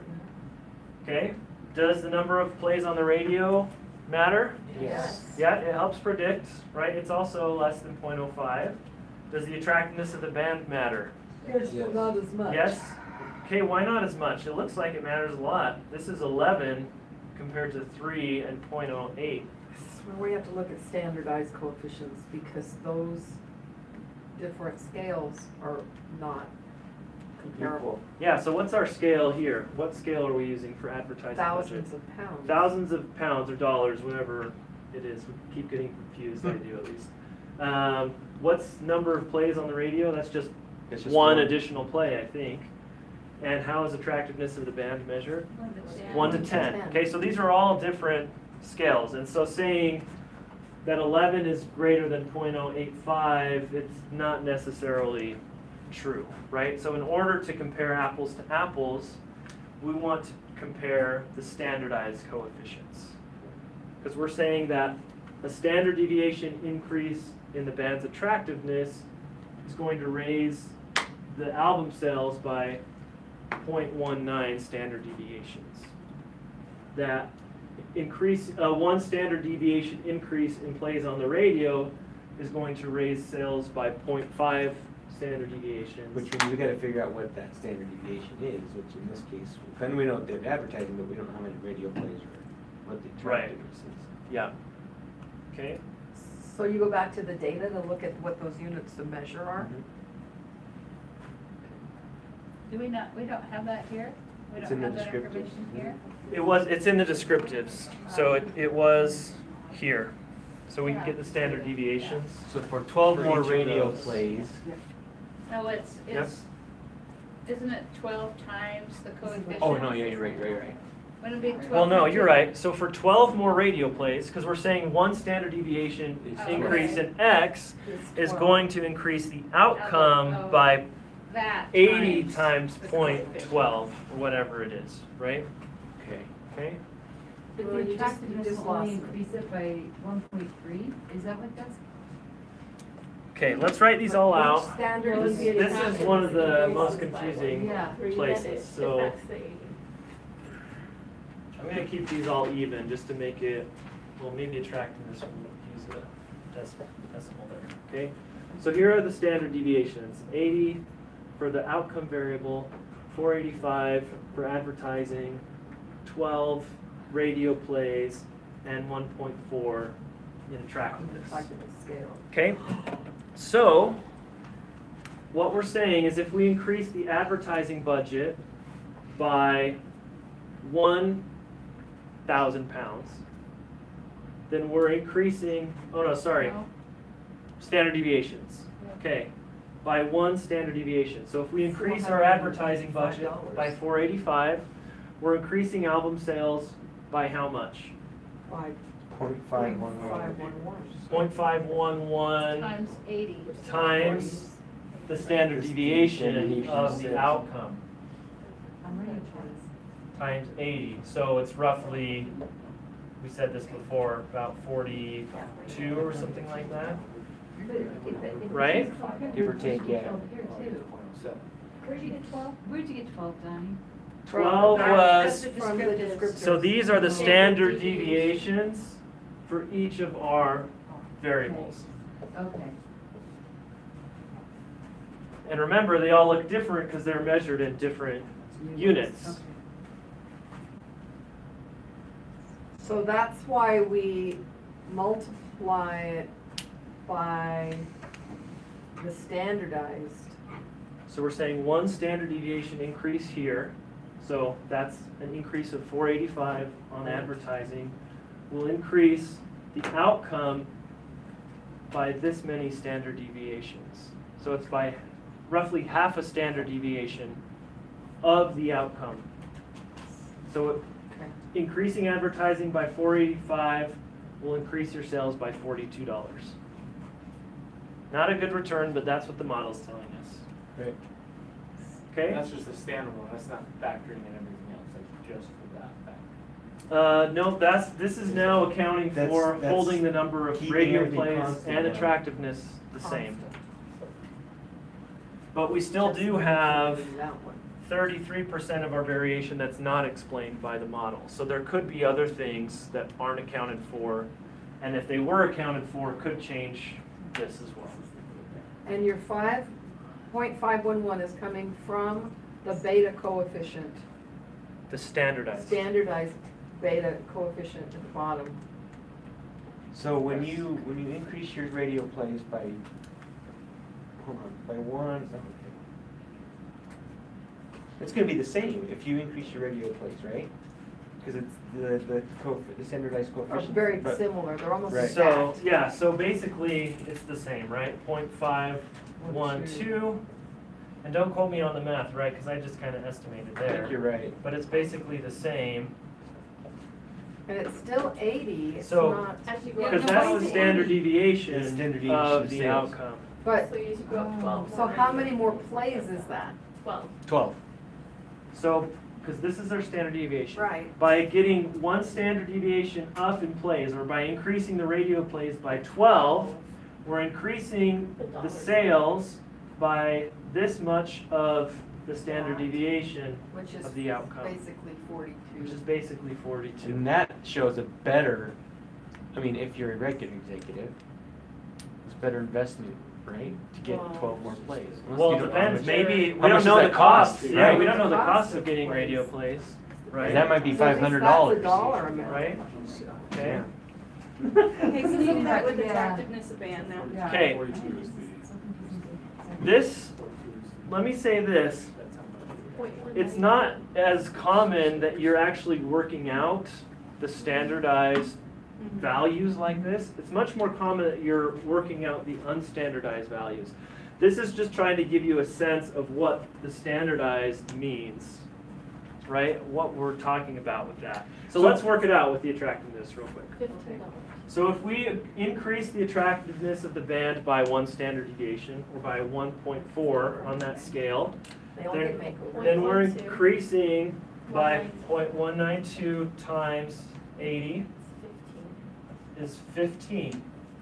So a standard deviation increase in advertising will get us $42 more in sales. A standard deviation increase in radio plays will get us $42 more in sales. But a standard deviation increase in the attractiveness will only get us $15 more. So on their own, you know, these two seem to be more important. Although as Memo said, we don't know costs associated with these other two.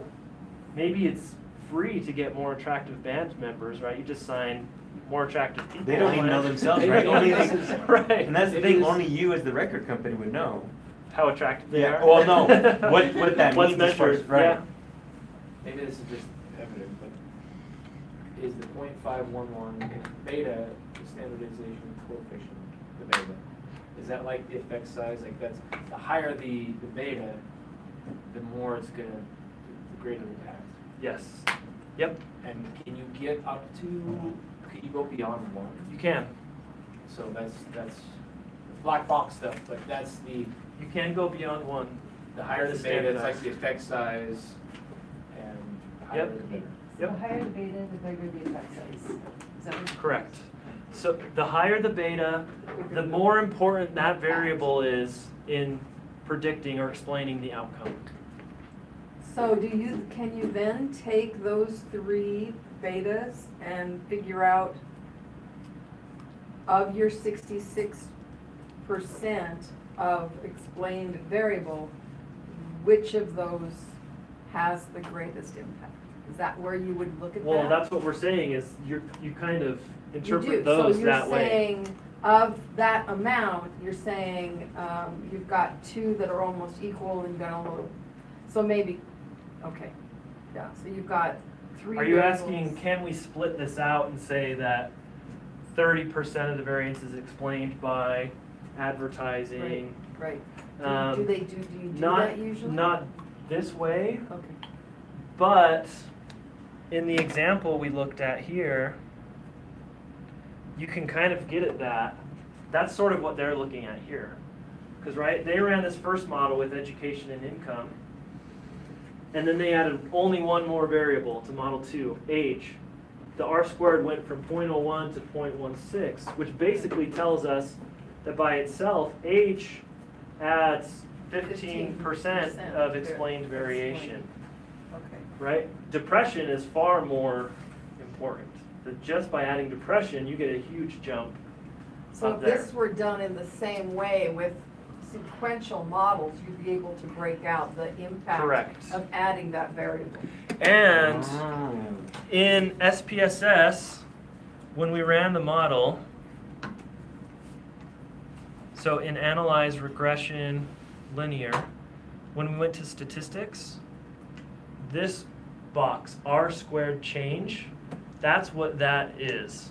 If you ran multiple sequential models, here, let me show you actually. I'm going to do this just for the sake of example. So I'm going to check that box. I'm going to have only one variable in. I'm going to start with the advertising and then click this next variable. Next, I want advertising plus airplay.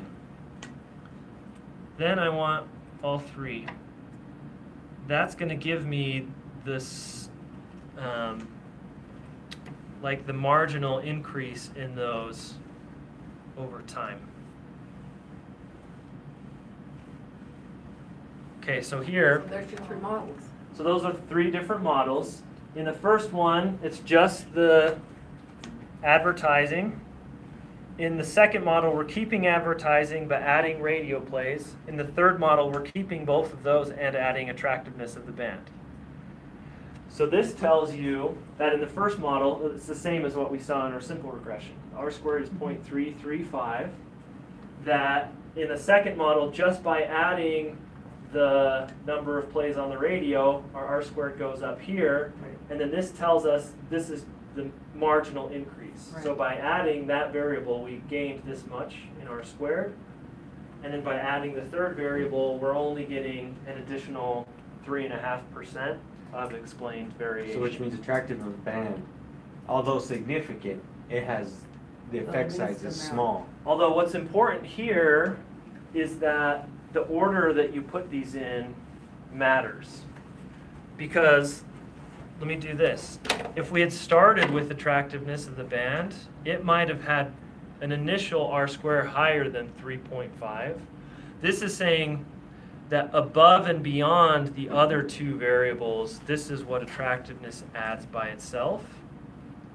Let me So is this, just redo this real quick. this seems like a lot of testing. Prioritize which ones you put So in. most of the time you don't do it like this. Okay. Most of the time you decide beforehand what your regression models are going to be, and you do that. This gets more into the realm of p-hacking or fishing for significance. Keep the integrity of your research. Yeah. You would want to decide that ahead of time. You would need some conceptual or theoretical justification As for to doing what, this. which one you did first, second, third, and fourth, okay. Exactly. So let's just show. We won't do this. You won't be doing this. Even though it's sort of interesting. It is very interesting. I like the way, I mean, I understand this better, It's dangerous the though. way it's Dangerous.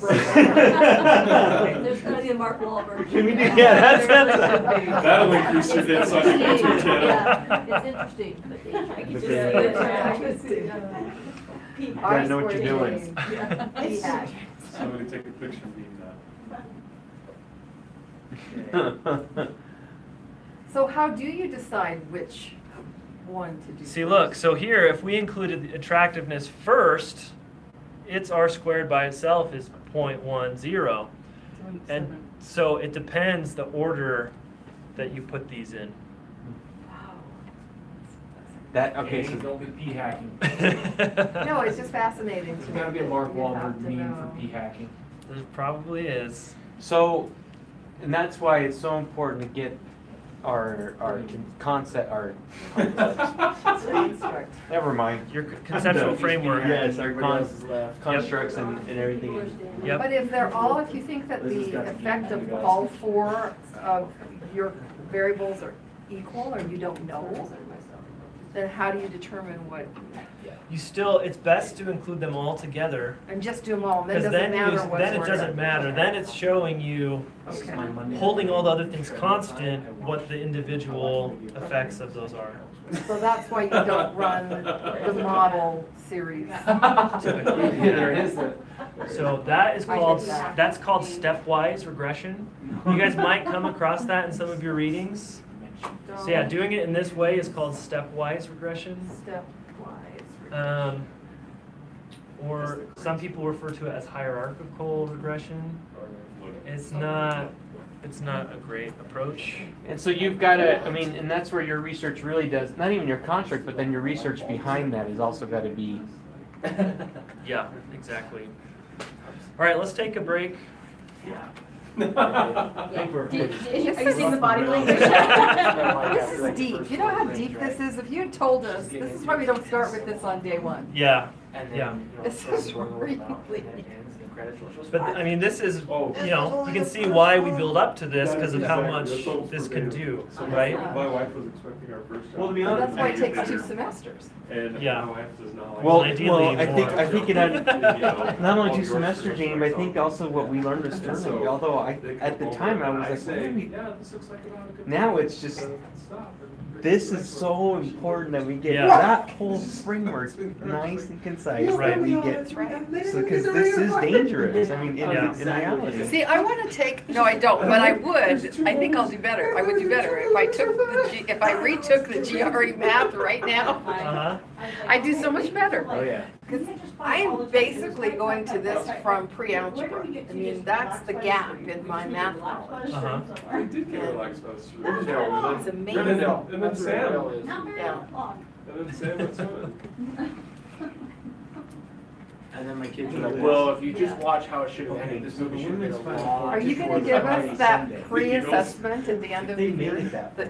Well, that's what the written final is very similar to Oh, to that. that I love watching how pre-assessment. Yeah. It'd be interesting to see should have done that. where oh we. really? Right, yeah, Where we exactly. ended up. Just everybody, they just have us play our Sunday rounds. Studio C has some On funny third- on- kids. on Or has Thursday. some funny kids.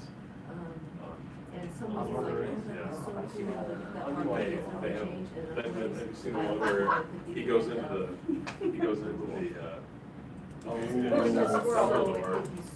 Oh, I going love into that. a tavern.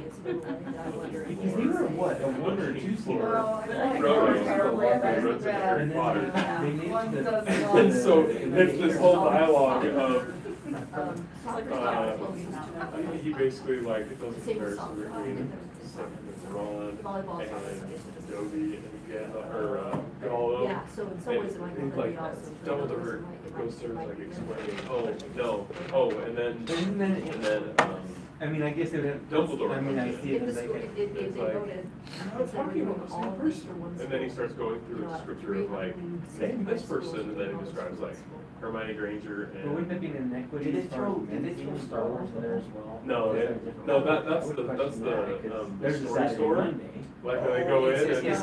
And they tell a story. Yeah, I think what they would do. Because it's all the same plot. Just Yeah, across the board. yeah. Who's your parent? And it's J.K. Rowling like standing right beside him, How it just like. impacts the various sports Yeah, I societies. have seen that one. That's hilarious. But like, The so, story so there are some things during the tournament, they There's always. one where there's like a do red you people part of the staying out in an bracket, apartment but and Gandalf's like their roommate. And he keeps trying to get them to go in houses. But obviously. He's like, you're trying to quest me again, knock it You off. want it to happen, Yeah, but it would be, but you'd have to, but I'd be. you'd be dealing with Well, chaos. and we have to try, we have to handle it well, cause our. Ladies when are we pulling away. drafted it, so did our fans or whatever, we're like, yeah, you're fixing to when we change this, change that, and that is exact opposite. Donnie, if I- Yeah, if I need to she's leave so great at and 4, gracious. Like, Are we just gonna work through, what will I miss, or what should I? So it'll still be more stuff on multiple aggression. Move mountains for us, cause they literally are moving mountains for us. The big question is, Even though it's will the we right get thing to do, but the it's like- assumptions? But especially you have So something we like may or this, may not. Okay. But yeah, I just check what gets recorded. Yeah, golf round. So we'll be sticking on multiple Pro aggression. guys, yeah, like they've already sold And then it, as far as the the, advertising for it. Yeah. There's a lot of So stuff when we in get the far in tournaments, PowerPoint that we everyone won't is cheering against do. us. Because So I get it, there's a like, bunch on for them, the interaction physical measure of terms it, that we're It's- not gonna cover. It's too much. And but on the problem sets, we're gonna be running our own multiple regression mhm. and then answering questions like this. Yep. Right. So if we did quantitative, you're expecting most of us to do a regression? Yeah. Okay. Yep. So you're, okay, so that is the expectation between you and Sterling, that this, I mean, if we, If I went really cold on quantitative at the beginning of this, because I'm warming back up to a quantitative, I just don't know how I do it with my question. I am too though, because of, not necessarily, that's what I'm struggling with, though, is how do I. Formulate a research agenda and have more than one project, and then it seems actually attainable. Yeah, that's true. I mean, you don't have to use all the data that you have, right? Right, I mean, and that's the thing, I'd rather work in concrete data, I mean, if we start talking qualitative, I don't know. For my question regarding grading and grade beliefs and grade philosophy and grade reform, it's definitely lends itself to a qualitative aspect, but there's a lot of quantitative that I would love to, because we all kind of talk in terms of, I just would like to have some stats and some correlations that I can show specifically that yes, this is what happens when you Predictors. believe this. Yeah. This is how you can predict. Well, I think for you, at the very least, I mean, since you have some data, you could at least do, you know, even if you did a qualitative study, I mean, you have data that you could present just some kind of descriptive summary statistics that would be really interesting to Not necessarily. support. Okay, so other that's stuff. the other thing. If I did a qualitative, then I could say, well, look, and when you have this type of belief, or when people that rated this belief high, or Sorry, did you choose your people? see. Oh, good. Yeah, well, so we. I like the talked to them about definitive Portugal nature level, Oh, of wow. and we narrowed it stats down. and quantitative analysis. I Like, just, me and the assistant director helped them narrow it down to. Yeah. it's like baseball stats. That's right, yeah. If everything could be just baseball stats, Well, you'll like the next problem set then. Oh, boy. Wait, I only have 45 minutes. Actually, maybe I'm going to start by introducing a couple things on the problem set, because there are a couple things to talk through that I want to make sure everyone hears. Does anyone else leave early besides Liz? Hmm? Everybody else leave? Yeah. Are we till 5 today? Oh. Yes. Yeah. Okay. So my husband and I have tickets to an existential play tonight. It's one of my favorites, but it's really, no, it's An exorcist Tom play? Stoppard's Rosencrantz and Guildenstern are dead. What? What did you just say? Do you know Is that Waiting, Gaelic? do you know Waiting for Godot? Yeah. Okay, you know, waiting for Godot. It's So you keep existentialism. speaking a different language. Guys, We don't speak that. Yeah, I don't speak. anyway, it is a really wonderful play, but it takes a lot. It's here at BYU. What language is all that? It's humanities major. Math That is an humanities. entirely I don't want to different answer where language. she was. Yeah, you lost me at. No, I don't love plays like that. Existential. That's still English. I can verify that. That's still You English. lost me, that's where you lost me. One of the funniest scripts I've ever read. I mean, they're just, it's so witty. Funny. I would say witty. But it's totally absurd. So totally absurd. So everything in it, none of it makes sense. And you have Which is to- why I don't. How did you I not? don't want that kind of stuff, but I. See, my wife still can't watch Napoleon Dynamite. She can't drop her IQ that low. That one's a little hard for me. That's the movie that's not funny until after you talk about it. Just like, right. It's just this all awkward because experience. It's a social Yeah. thing now, you know, it's like, oh, yeah. 15 now. I So would. imagine two people trapped in a situation they can't control, they do not know the Look, rules. someone's got to hold the fort here. And they're President is dumb. over, this is the acting Everyone is president dumb. of BYU right now. And the game is being played around. Can't supply. That's Dumb and Dumber though? Yes, that, yes, yes, That's because why I that's looked at another the movie movie. that I can't watch. What? Mandy. Watch that movie, no, not But you. it's really, Tom Stoppard is a really great playwright, Where's and I'm the- excited to see it. No, I yeah. just hope I have any brain cells left to rub together. Yeah, it'd be so fun. And I'm dragging my husband to see it, and he, this is not his thing, so he's been a real good sport.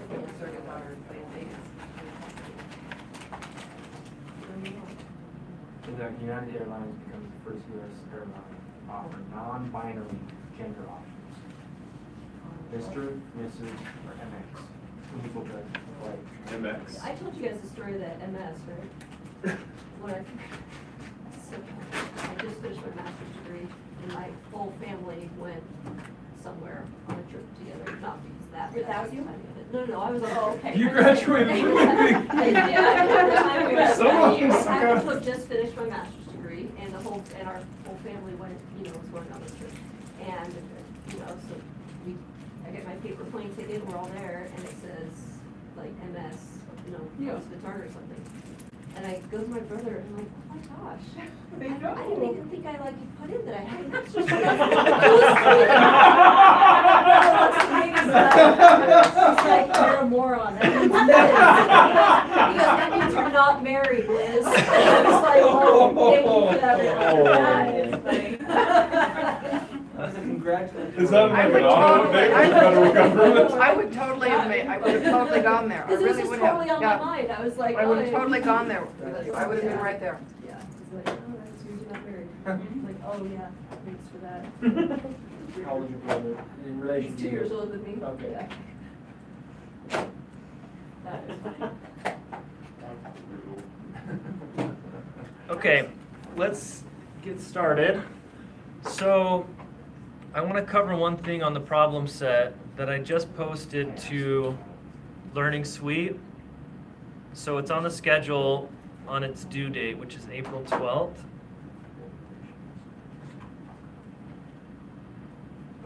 So if you want to take a look at it, open that up. So we're working on it now? Well, I want to talk through something. We'll have a chance to work through it. We got a date coming, don't worry. I don't. Oh, you can't come that day? No, there's always something. Shoot. Okay, so open that up. It's not opening.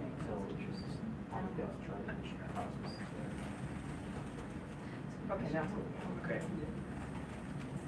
Is Cosmo part of it? Yeah, he's super fun. All right.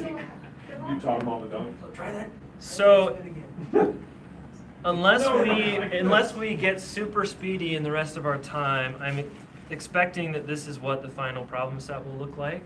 Problem set 4. There's 2 pieces, okay? So the first 2 questions are using the learning disability data set to perform some simple linear regression and it walks you through all the steps, okay? Here's the thing that we would have to be extra fast to get to, and that's the assumptions. As of now, I don't think we'll likely get to the assumptions, and so if that's the case, you won't have to address any of the assumptions on your problem set. So, And do you anticipate we're gonna get to the, when the data today, or probably not? we can give a really quick intro to that. If that, I mean, No, because, we don't have to, we don't have to. We can save it, so if that's okay, we're totally okay. okay. But we'll see how much time we've got. So the second piece of that assignment is to do multiple regression, and that's using the MLB StatCast data. Okay? Training. So, We're starting on this tonight. so for that, we're interested in finding out the impact of things like elevation, temperature, humidity on how far a baseball travels. So this is basically your son's seventh. This is my son's science fair Fair project. project. So will Yeah. he grade our assignments? No, that's a good idea, We actually. call him to see if he'll come on Thursday night. Yeah. Because he's the one that's gonna teach us, because he's the one who got the, That's right. whatever place it was. Yeah, that's right. He won. So, but I wanted to cover number 4 real quick because you have to do something in SPSS to prepare the data first. So basically what happens is, well, maybe everyone should download the data set. So on Learning Suite, on our content is the MLB StatCast, Flyball, and Line Drive data set. And just a warning, it's pretty large, so it might take a little bit of time to download. Do you want us to do that right now? If you want to follow along with me as I'm talking this through, then yes. Okay. Otherwise, you can just watch and remember what we're doing Came here. up pretty fast. That'll work well. Came up I okay? had it Yeah. from when we messed with it earlier. Okay. Oh, I think I. So, yeah, sometimes it's slow because it's really big. You can see there are about 60,000 observations. Because it's like every single hit after that. So each observation is a separate hit, okay? And this is just all of the line drives and fly balls that were hit in Major League Baseball in 2018. Mm-hmm. Yep, it's publicly available. And is it publicly available through like Major League Baseball, or is there some other like company? So it's hosted by, it's not hosted like on an MLB website, but it's people, I don't think they officially have an affiliation, so I don't, Okay. but MLB is making the data available to someone somehow that then Yeah. it's available on a couple of different websites. Okay? So yours looks different. So that's 'cause that's you're the in data view. Okay. The variable view should look like this, right? Okay? So for question 4, I'm wanting you to only do the analysis on the fly balls, basically. So what we have to do is restrict the data to the fly balls to rule out all the line drive data. So in order to do that, we have to use this variable called BB type, batted ball type. And there's 2 potential values. So it shows it's either a fly ball, or if you scroll down, or it's a line drive. Okay, so did you say that under your values? Because. Your variable view? So it's not under the values, Okay, so it's. which is why we're talking about it now, because it's different than anything we've dealt with. So how did So- you see How do you see it? How did you see I the went fly? to the data Oh, view. there it is. Oh, Just okay. to the variable. So if you're in the variable view and you double click on the number next to it. Okay. So look, mine's 10, is everyone's Then it's number open 10? If you that double up. click the 10, it'll take you to the Open data that view up. for that variable. Oh. In the columns? Yeah. And the width? No, so right here, Liz, Do it on the. in the number- variable number view, 10. if you Oh, that's double it. click that Yeah, 10, sorry. I was yeah. looking at that, I got it. Okay, got it. The other way you can do this is to do analyze descriptive statistics and frequencies for that variable, BB type. And it'll tell you that there are 29,000 fly balls and 31,000 line drives. Okay? And they'll that's how you can tell the. So that's all the possible Do they call values. grounders line drives, or is grounders separate? Grounders are separate. I got only the line drive and fly ball data, but you can get pop outs, you can get every pitch if you wanted to. This That is the even wasn't language I don't hit. speak. So, do we need to do the analyzed piece as well, or were you just showing the sets of different I was just ways? showing, yeah, you don't have to do that. Okay. So, Is your problem in practice during school district baseball? there you go. We increase our Why state can't I championship. be there? How old is your son? He's 8. 8. Yeah. You got an 8-year-old probably rocking a dissertation. How did you get the other view? You went on BB type, but then you got the view of all, Just Just like line clicked drive on the with it. 10. double click it. Double click on the 10. Double click on the 10, Okay. and it'll take you to that variable in the data view. Okay, and then Right. what do we? Okay, so I haven't shown you anything yet. What we need to create a dichotomous variable for fly balls. That gives it a 1 if it's a fly ball and a 0 if it's a line drive. The problem is this variable, so if you go back to the variable view, variable type, so not measure that we've used before, but type, almost everything we've used up to this point has been listed as a numeric type variable, which means you use numbers to represent something for that. In this case, there are no numbers here, it's just the text, which SPSS calls string. Okay? And so we have to go from that string variable to somehow create our 1, 0 fly ball variable. Okay? Right. The fastest way to do this is to go to transform and create dummy variables. See that? Now what you can do is find that BB type variable and move it over to the create dummy variables for box. And then underneath that, make sure that create main effects dummies is checked. I think it should be as default.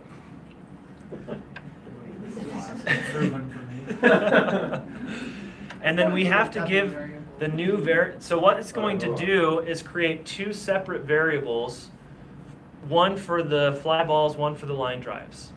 But we want to, it needs first what it calls a root name, which we can just call this, you can just call it BB type again.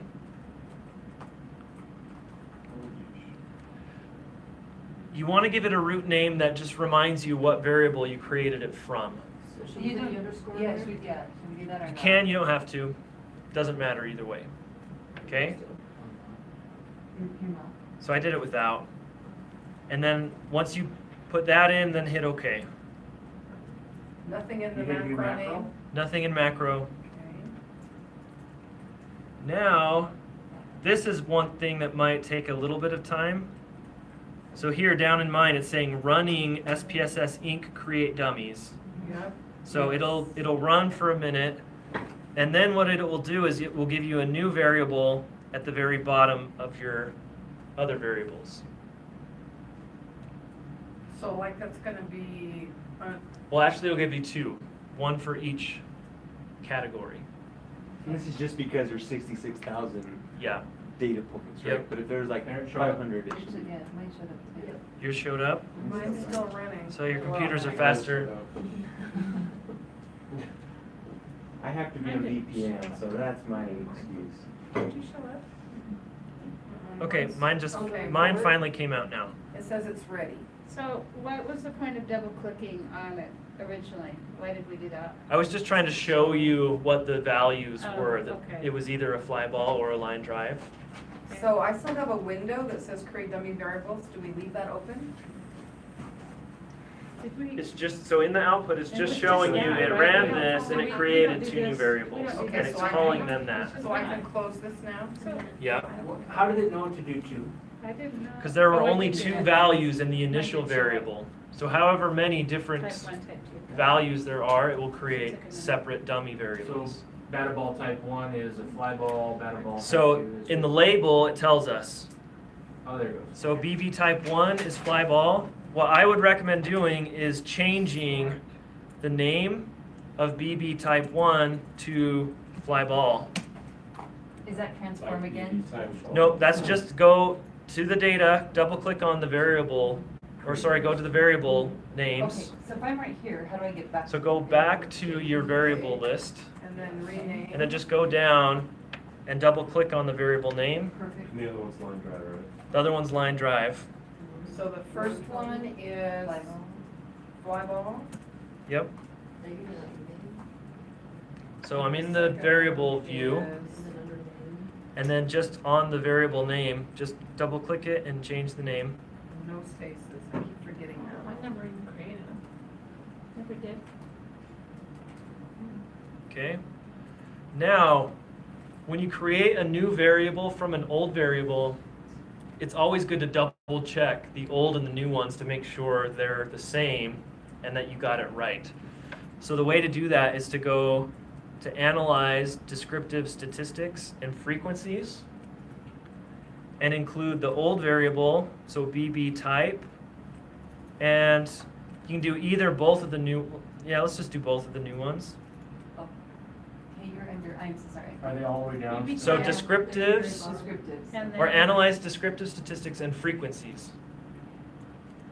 And you're doing all those 3. Doing all 3 of them. Yeah. And running that. And then it'll tell us that in the old variable, we had 29,000 fly balls and 31,000 line drives.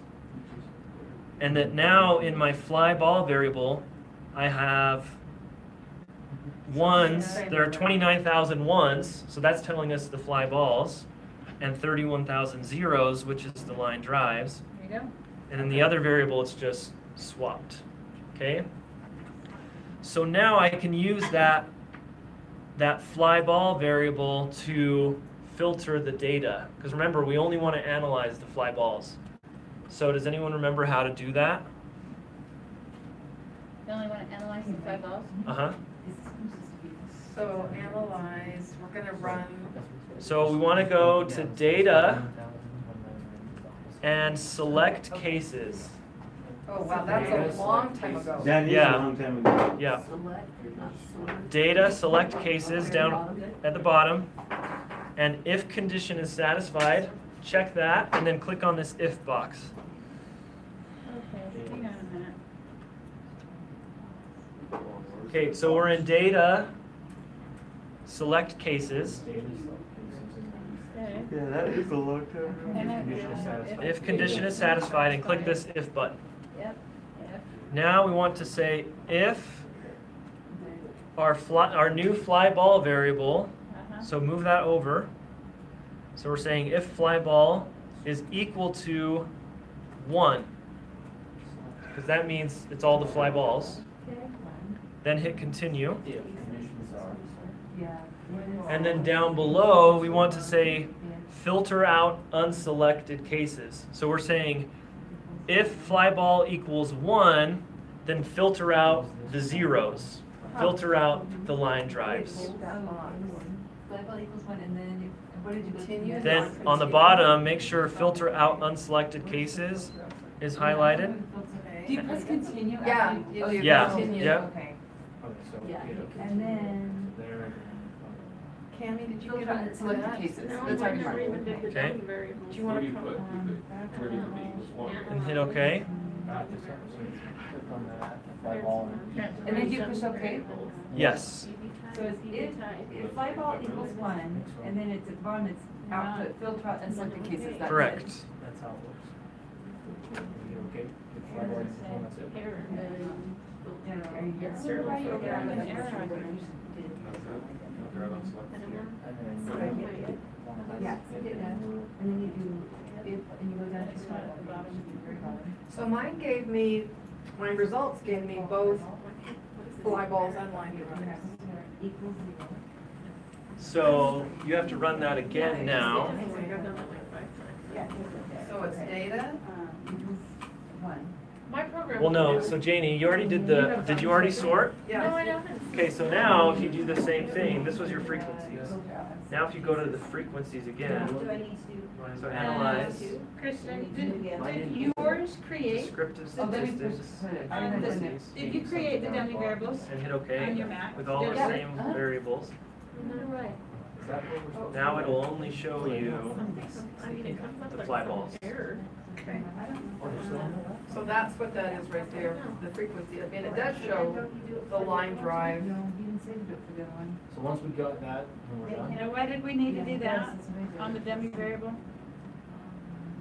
Okay, so now, Oh. has everyone gotten to that point? No, I can't, mine doesn't do the dummy variable. See, she hasn't been able What am I to create doing wrong? the two. I got dummy variables, right? Okay, create dummy variables and then get frequencies? No, And how do I? that's So already it's done. I don't know, mine just came up. There's increased frequency stats. My stats are all on 100%, this doesn't make any sense. She gives me Stats. Okay, I'm sorry. And then at the bottom it says use I all. did the reset, I tried to reset. So do you have to do the same thing for the other one? Or if it just doesn't, because it has a whole. Do you need, did you do that? So my final stats is looking at it, everything's 100%. So I have BB type what information is? I didn't ask you to do anything with this. Can I see what you ended up with? I don't know, we're just waiting. See, I didn't get any of that. This? I'm just gonna take it off and there's no screen variable. Okay. So there's a couple ways of seeing whether you did it right. If you go into the data and you find you can find the fly balls and the line drives. All the line drives should be crossed out in their observation number like this right here. You have to scroll down to see some of them. They're all at the bottom, I think. Okay. Oh, yeah, that's correct. Yeah. Oh, what does that look like? So there, you see how these are crossed out on the side? In the data view? Yeah. I didn't get Starting any at of those 29, tables, this is all I got. So when did it start? Yeah. When I This is download your it. frequency, Oh. what you're trying to do for frequencies. What is your cursor now? 'Cause you Okay. just- Do you guys see Except I that? don't know where the information is that you saw. So, 29,000. do you have it, Suzanne? Too far behind. Do we save this now that we've manipulated it, or we're gonna have to do the same thing with the other variable? You can save this, but when you do the other problem, so problem 3 that's before this, you'll want to remove this filter. Okay, or go back to the original data. Unaltered data, Yeah. right? It's Yeah. not breaking anything down. Okay? So does that just mean that it will nullify or won't even count? So now if all the line drives, it will just leave out of any subsequent analysis. So if we actually go back and do this, the same frequencies that we did before, so go to Analyze Descriptive Statistics and Frequencies. Man, I need a drink. We did those 3 variables before, remember? So if we just run that again, just everything that was in there from I before, only had 2 variables. Then we went out of the whole thing and tried to. now, on all 3 of them, There you go. so now on the frequencies, it is only showing me the line drives, or the fly balls. Okay, so we need to have Nice, 3 Jamie. variables in You the. didn't even know it. You don't have to, Kristen, I it's have fine. BB type, fly ball, BB type light. That's fine. Nothing. That's fine. And then we do okay on that? Only because it's 29,000. Begin from program. External So program. yours is just so pretty good, better. Nice. We're gonna go back, I think. That's what's wrong with Jane. She's just too far advanced. She doesn't Let me her do good. frequencies, what? Just run what was in there before. Telling, pushing a button when I'm told. Okay. I just don't know what I did. And now it should show you this, where before, in our frequencies, it was telling us how many fly balls and line drives. Now, we're telling SPSS to ignore all the line drives, and so it's only telling us the fly ball data that's in there. So on 4, question 4 of the problem set, what it's asking you to do Yeah, let's get to the more. is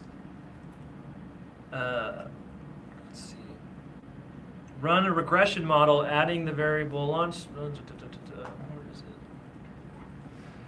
Use the select cases function to include only the data for fly balls in the analysis for this question, right? So that's what we've done right now. So should we think like save or save as? Or so save you can as a data you set? can save it now, and if you save it now, though, keep in mind that all the line drives will be excluded. But can't we save it as a new data set and mark it like use for number for whatever? I wouldn't recommend doing that. I would recommend doing this instead, because basically this is what SPSS did. It created a new variable. Well, there should be a filter. Basically, what you can do is turn that filter on and off. So if you for answering number 3, now you go back into select cases and tell it to include all cases at the top. Oh. And hit OK. Was that under? Edit? Is that data select cases? So that was data, select cases, and then you can just switch back and forth between these. All cases or if? Or if, yeah. As you just select all instead of, and then it'll save that conditional thing. Yeah. But you probably do want to save the data set after, now that you've created the fly ball line, the dichotomous fly ball variable that you can use to filter. You can turn it on or off. Yeah. And how do you do that? Do you just do that by saving it? So if you just save it, it'll keep those new variables in there that you created. So can I ask a dumb question? Yep.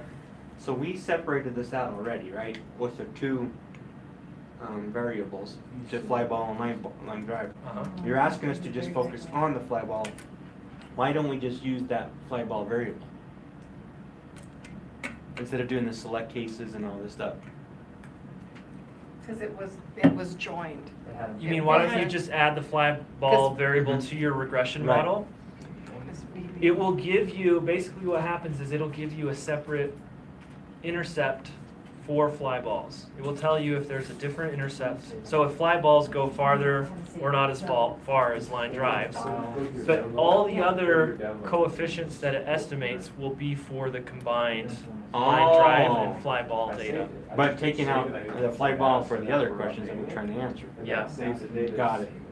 That's why. And then you save it, and then you take it, it still keeps the changes you made. If you're interested, there's another thing you can do. You could choose, instead of selecting the case and filtering it out, if you decided to split the file by that variable, you could do this, compare groups by fly ball, hit OK. Then if I ran a regression, it would run 2 separate regressions, one for the fly balls and one for the line drives.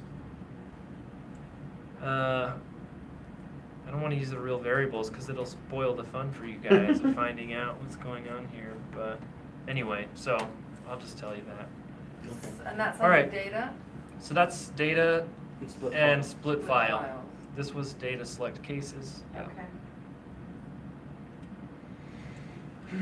Okay, so that's for the problem set.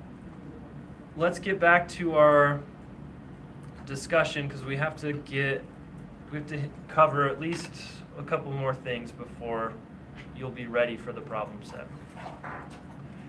So you'll recall we talked a lot already about R and R square, so I think your understanding is good there. But you'll recall that in that model summary for the regression, SPSS provides something that's called adjusted R squared. So any thoughts as to what that might be? The line needs to be curved. So that's a good guess, but it's different from that. Remember back to when we had our initial conversation about ANOVA, and we talked about why we're interested in using ANOVA instead of multiple t-tests. What was our main justification for doing ANOVA instead of multiple t-tests? Because you can compound error. Right. Yeah, because it inflates our type 1 errors, right? So it's possible, we know that the way null hypotheses work is that if we set our alpha or significance level to 0.05, that means if we conduct one test, what's our likelihood of getting a type 1 error? 5%. 5%, right? 5% of the time we'll get a false positive. And that if we perform 3 tests, you know, it's not exactly 0.05 times 3. We saw what the formula was before, but it's pretty close. And it's almost a 15% chance of a type 1 error if you do 3 separate t-tests, okay? It's sort of a similar idea when we include more independent variables in our regression models, right? That you saw that when we conduct an independent or a multiple regression, that we are conducting a number of hypothesis tests, right? And the null hypothesis for, you know, we might have one null hypothesis. If we have 8 different independent variables, we're going to have 10 total null hypotheses, right? If we have an alpha level of 0.05 for all of these, it's likely that basically the more variables we add to the regression, we're increasing the likelihood of getting a significant p-value just by chance alone. That, you know, our rate of type 1 errors are going up. So the main takeaway for this is that the more variables we add to the model, it's sometimes good to account for this potential inflation in type 1 error. And the way SPSS does this is through what they call an adjusted R-squared. So is that what Jody was asking about yesterday when she read that piece out of the book that said if you have too many variables, you can... So that was a slightly different concept, but it's kind of, you know, a similar idea that the more variables we add, sometimes the more uncertainty there is. That in general, when we're doing statistics, we really like what's referred to as parsimony. Sort of like Occam's razor, that the simpler tends to be better, right? That we don't want to just add really complex models for no reason. So in any case, we don't need to get into the details of how this is computed, but the general idea is that the more independent variables you add, the bigger the difference will be between your R-square and your adjusted R-square. So here, this image just gives you a visual representation of the difference between R-squared and the adjusted R-squared. If you have 0 or 1, so if you have one independent variable, they're almost identical. And if you had 50 independent variables, here would be the difference. If your R-squared was 0.629, then your adjusted would be 0.50. So you don't have to remember this too much. Stuff, but the idea, the concept is that it just It's adjusting. tries to reduce the frequency of type 1. Yeah. And instead of saying that 60% of your data is being covered here at this point, realistically it's only 30, like in what we had there. Realistically, based off of since we have so many variables, we're really going to cover 30, 40, or whatever, in this case, whatever. Yeah. So the main takeaway is I just want you to understand if you see differences between R-squared and adjusted R-squared, why there are differences there. That you're going to see big differences if you have more independent variables in the model, and these will be really close to each other if there are fewer independent And we're going to have variables. a question on this on the R-squared. This will be on the 4 problem. So. There won't be one on the adjusted R-squared, but there are some questions about R-squared and interpreting R-squared on the problem set. Okay, so we're good there. We're going to skip this piece. I want to make sure we cover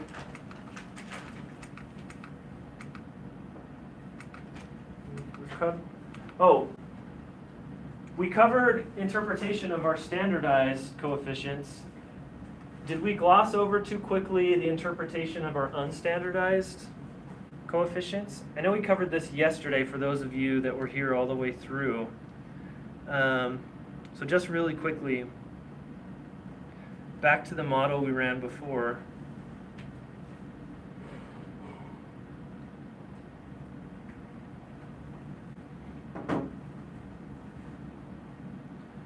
How do we interpret these coefficients here? And thinking about specifically our regression formula. So let's write this all out. So we have the predicted value of y for our, we're going to say this is our sales, our record sales. And then we have our constant, which is, well, it's no different from 0, so we're going to call it 0. And then the advertising, so plus 0.085 times advertising plus 3.3, we'll just leave it at that, times the radio plays plus 11 times attractiveness. So, how do we interpret the coefficient for the radio plays? What does 3.3 actually mean to us? So holding constant everything else, if you increase your radio plays by 3.3. No, not yet. If you increase the radio plays by 1. 1. Then you should expect your sales to go up by 3.3 Correct. dollars or whatever it is. Thousands of dollars. Yeah. But 3.3. That's what the 3.3 is talking about here. Okay? So someone else then do the same thing for the attractiveness of the band. So for attractiveness, for every, if you increase on the attractiveness scale, if it goes up by 1, then your sales go up by 11. Yep. 11,000. Yep. Okay. Who wants to do the advertising budget for us? For every dollar you spend, your advertising goes up by $8.5. So, well, those two are measured in the same scale. But let's say you go up 1,000 in advertising budget, And you'll go up. then you're going up $85, right? So if you go up $1 in advertising, you're going up 8.5 cents in the sales. Okay, let's use our regression equation to predict a particular value. So I want to say, let's assume that we're spending $100,000 on advertising. Since it's already in thousands, we just leave the 100. That we increase our radio plays. Well, no, we just have 10 radio plays. And that the attractiveness of the band is average, call it 5. What is our expected sales? So you take 100, plug it into Here. that, right? Okay, so it's 8.5. My calculator. Times, Move the- so, move the yeah, decimal. just move it, okay, Okay. plus, There goes 33. so, Okay. 33 55. 55. plus 55. 88, 96.5. Which, this is thousands, right? Mm-hmm. So, we've got 1, 2, 3. So our expected, if we spend 100,000 on advertising, we have 10 radio plays, and the attractiveness of the band is a 5, then our expected album sales is $96,500. Is that an increase, or is Nope. that's not an increase? That's not an increase, that's just the predicted value. That's just what's on the line. Like So if you, when we're Exactly. if we're music execs and our data guy comes in and says, here's your regression analysis for this band, or they're here, so based on this, what do you want? How much do you want to sell? What's your target sales? and how much can you or do you want to invest, and that's what they do. They play with these numbers and say, we're gonna invest this much in advertising, and we're gonna hope to push it out to this many radios. Mm-hmm. So maybe Right. they have to increase Yep. their That's the radio practical play. application of that. Mm-hmm. Yep. Is this where like they have a computer where they'll run all those formulas for you? So most of the time when you're doing research, when you're using multiple regression and reporting the results, you're not actually, you're not actually computing the results of these equations, but what you're reporting are just the coefficients and their standard errors. But we do this just to show you what these things mean in practice. And that if we want, and it's showing you how we create that regression line, right? That in order to get the predicted value, if we have a line that's somewhere like that, then this is going to place all of the expected values right along the line. Although now at this point it's not a line anymore, it's a four-dimensional something or other.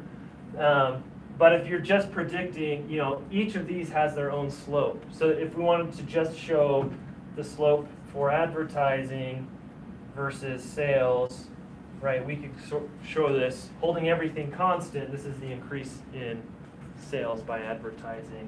And we could do the same for these. It's the predicted values. As we saw before, we're going to see some variation around that, but it's at least telling us that this is the best fitting line for that data. But this is like a what-if scenario. You could say, okay, well, let's play with the radio plays, go up to 20 and see what the impact is on our sales. Right. So this would be where people could look at real analytics to determine investment strategies. Totally. Yeah. Even though that's not what we usually do as researchers. But yeah, you could use it that way, right? So the question would be, what are the costs of increasing in all of these things, right? It's easy to tell here because this is cost data. There's no cost data here, right? Is it more expensive to get additional radio plays than it is to just spend on advertising? Is there any cost to getting more attractive bands? I mean, there is an effect. It's not huge, but if it's free to get more attractive bands, maybe we focus on that. So yeah, you use all these things in decision making. Okay, so you'll have to do this in the problem set.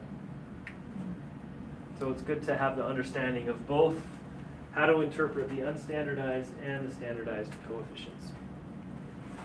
All right, the last thing that we definitely have to cover is more on what we call dummy variables.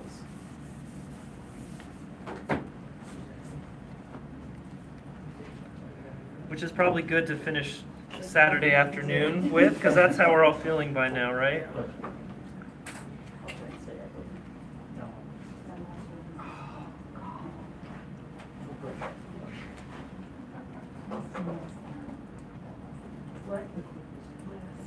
Have a good week. Oh, yeah, I just did. Yeah, I understand.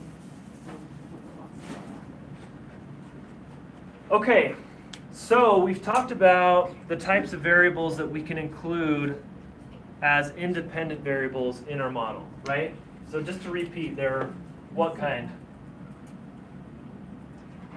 Two types of variables we can include as independent variables. Categorical if it's dichotomous. Good.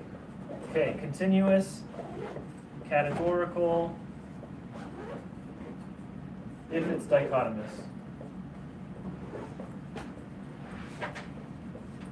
So what do we do if we have a categorical variable that's not dichotomous? We make it dichotomous. We make it dichotomous in multiple variables, right? So we call these dummy variables. So we talked about the one yesterday where we had the place of birth or whatever we were calling it, and we had Utah, U.S. and not Utah, and international. Right? So, and when we do this, so here, the original variable would be, so Utah would be 0, 1, US would be 0, 1, international would be 0, 1. But these are all coming from a larger variable that we call place, we'll just call it place, and the values are 1, 2, and 3, right? Okay? So, we can include, once we do that, we can include these three variables in our model and interpret their coefficients to give us all the information that we needed from this initial variable. And you could do this with like 20 different categories. You could if you wanted to, right? Sometimes also though, so there's sort of two types of dichotomous variables that we use. The first is, just a categorical that begins with only two levels, like a male-female, right? But the other is a set of dichotomous dummy variables representing a categorical variable with more than two And that's what groups. this is in a set. And that's what this is, right? Okay? So, great, we talked about that. Let's talk about how we include these variables into our regression model. So let's say we're trying to predict, well, before the example that we had from Tanzania, right? We wanted to see years of school as our outcome. And then we want to include, so if we had just the gender variable, we could just include that in our regression model. So we would have our intercept plus the coefficient and our gender variable. Let's say we just, in the Tanzania data, we called it female. So it's just a 1 if they're a female, a 0 if they're a male, right? So how do we then run out our regression model? So let's say our intercept was 2 and our beta was from what I remember from 1996, it was like -0.2, right? So how would we figure out years of schooling for females versus males?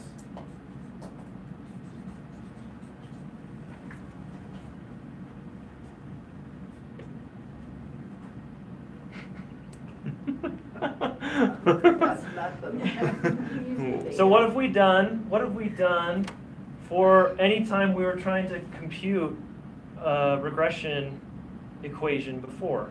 What do we substitute into the model? We put in our slope. Okay, so And that's given to our us y by, is- so that's here. So it would be minus 0.2. 0.2. That's our slope. What about the X? Do we just do? That's what we have been substituting in, Right. right? So our X variable here is our female. And what are the potential values for that 0 variable? or 0, 1. 1. 0 and 1. Okay, so there are only two possible values. So how would we figure out, how would we compute this for a female? Yes, put 1 in. So if they're a female, they're a 1 on this variable. So they get a 1 here, which means to complete this, we do 2 minus 0.2, which equals 1.8. Okay? That's the female mean. Okay? What would the male mean be? Well, Zero. 0. So if for a That male, would be 2. then this ends up being 0, and what you get is 2 here, which is, 2. for the males, that is equal to our intercept, which actually means that in this case, the value for the intercept represents the mean for our 0 group, or the mean for our male group. So in this sense, if we ran this regression model, the output that SPSS would give us right, we have our coefficients table. So remember, our coefficients table gives us first the value for the constant with b, so this is the unstandardized coefficient, and then our independent variable, right? So what would these values be in our SPSS table for the coefficients? They're here Point somewhere. Females Two. two, females one, or no, point. So let's start with the negative constant. 0.2. So what's the constant, the coefficient for the constant? 2. 2, okay? We saw here that our intercept is 2, so that would be Females the 1.8, unstandardized coefficient. right? So Negative. remember what this is, the coefficient represents the slope So for that's- that, So that's which negative was point this. two. So our slope So we had a was negative slope. negative 0.2, which tells us that, so when we run a model that has a dichotomous variable in it, the intercept represents the mean for the 0 group. So 2 here means males on average have 2 years of education. And then the slope for this coefficient represents the difference between this group and this group. So we interpret that by saying females on average have 0.2 years of education fewer than males. So the intercept for, okay, so for a dichotomous coefficient, the intercept is the mean for the 0 group. Yes. The group that's been labeled 0. Yep. You're making a judgment call on which group you Which deem group is 0? Yeah, so it just depends on how our data is set up. So if it were switched, you'd actually see a female, you'd have male would be 2 instead of point, Okay, 0. so right? what would this look like if we had labeled female as 0? And this was our male, That the coefficient. constant would have been the negative 0.2 and the male would have been. not 2. quite, because the constant, remember, is the mean for the 0 group. So the constant would have been 0. Oh, so What's it's the been- mean for our, No, it'd be 1.8. 1.8. so the constant Oh, here 1.8 would be 1.8. And what would this be? That would 0.2. be Two. Positive 0.2. Right. Okay? Does that make sense? Somewhat. Okay, let's run through another example. I hope that will help And those rather than Are complicate. standardized coefficients. These No, are no, unstandardized. those are unstandardized, but Yeah. then if you put other things in it, then they would have to be standardized, so we'd be looking at the same Well, we would want to then maybe interpret the constant. standardized coefficient table. You'd still have two, you still have your unstandardized and your standardized. Oh, but then depending what ones was The significant. unstandardized are easy to interpret here because we know the units that they're measured Years. in, right? The outcome is years of education. The units here is the male-female difference. It's the change you experience as you go from here to here. But if you were to add more variables to determine it, like you had like rural or whatever, then it changes.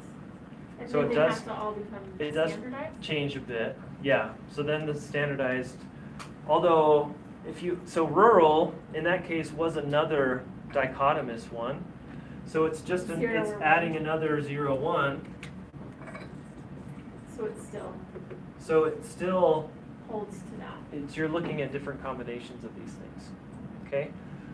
Let's take this same logic and apply it to a situation where we have 3 groups that we're interested in, okay? So here, let's just stay with this years of schooling. So now,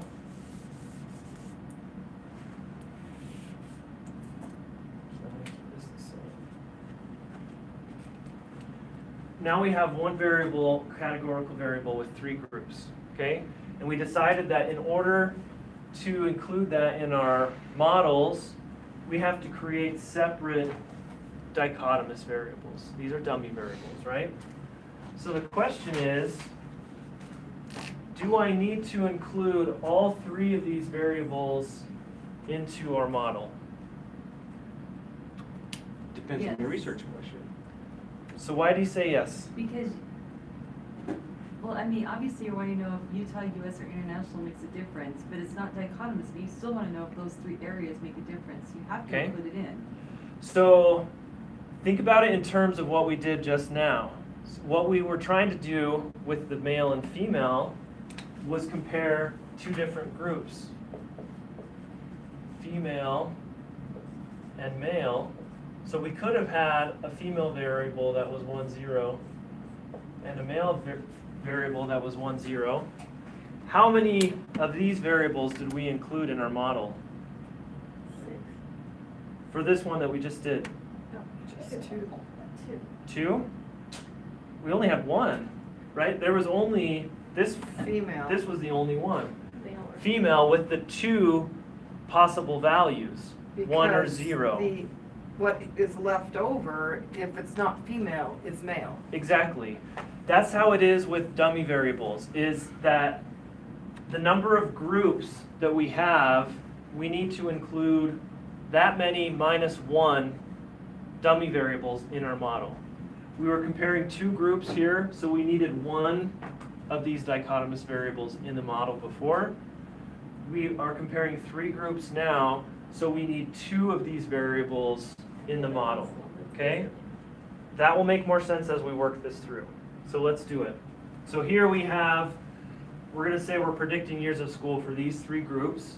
So our first group is the Utah group. The second group, so our second variable, so that's this variable, right? Utah, 0, 1. The second variable is the US group. And is that US but not Utah? US but not Utah, yeah. Okay, so let's work this out. Let me do this first. So right now you're only doing 2 of them. Correct. You could do 3 right now if you wanted to. You will not want to do 3, and we'll see why. Okay. Okay, so These are separate let's have our data. Let's create a data set real fast right here. We have our place variable that says this student is from Utah, US, international, and Utah. Okay, so on place they get a 1 here. Wait, you have 2, Utah twice. 3, yep, because these are different people in the data set. Remember, Oh, this I'm is like sorry. the data view. This is of the groups. This is like the data view in Got it. SPSS. Got it. Okay, so these are 4 different people in our data. Now, in order to represent these, we have our 3 variables. So Utah. So everyone from Utah gets a 1. Everyone else gets a 0. US. They're from the US. They get a 1. Everyone else gets a 0. And if they're international, they get a 1. Everyone else gets a 0. Okay? So Utah's a 1 on place. Okay, I get it. And then it's a Because 1 these there are too, our 3 it's Utah. groups. Yeah. 1, Right. 2, and 3. Right, Okay. and now you're And then converting it to. converting to dummy variables. To basically binary, Yes. for like a computer would only read Correct. 1s Okay. or 0s. Yep. So let's plug this information into our regression model. What does a person get here? So again, let's say the coefficient for the intercept is 2. Let's say Utah is 0.5 and the US is 1. Okay? So what are the years of school if someone is from Utah?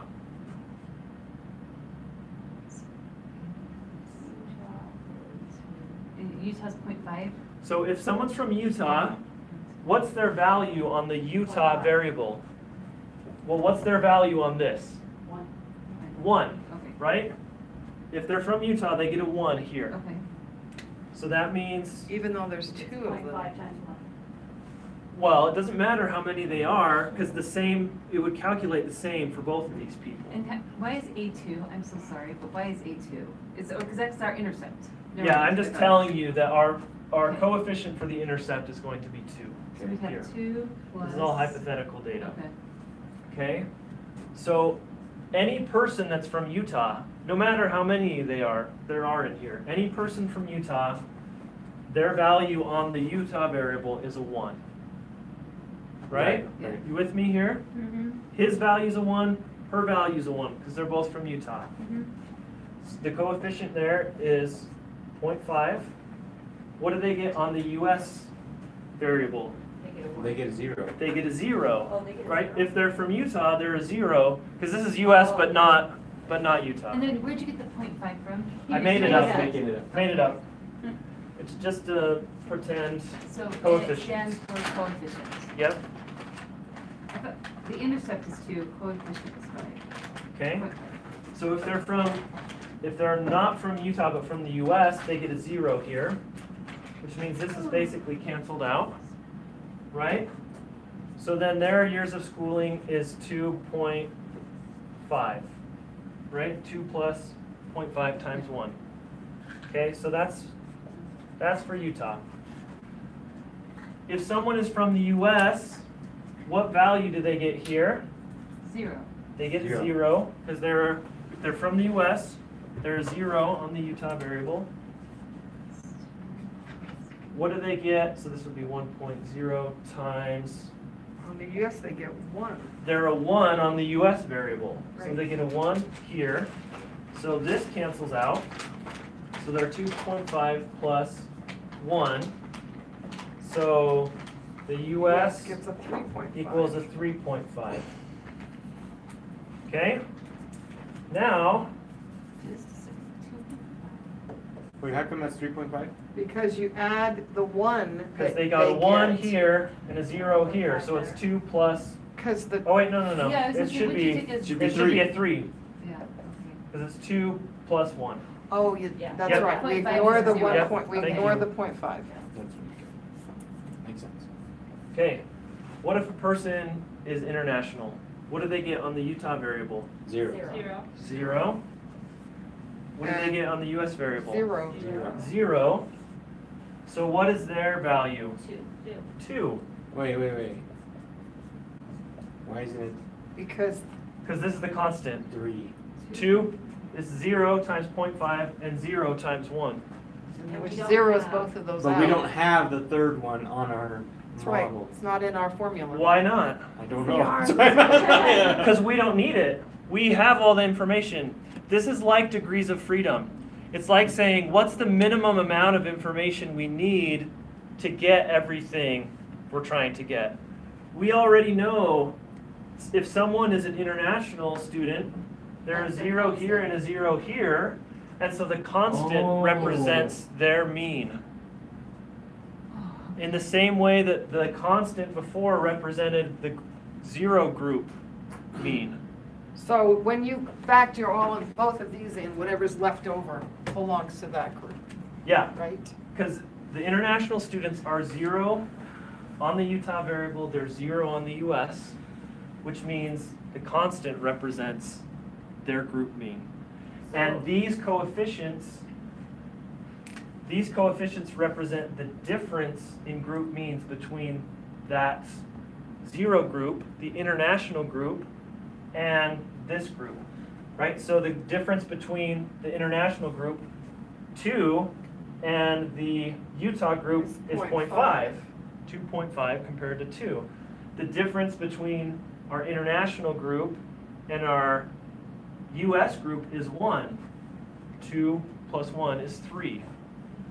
So if we have 3 groups, we only need to include 2 dummy variables in the regression model And to our get last all of the one- information. So The all last one comes from the constant. will always be the constant. So if Yep. you have 40, 30 You you only include need 39. and the last one should be your constant. Correct.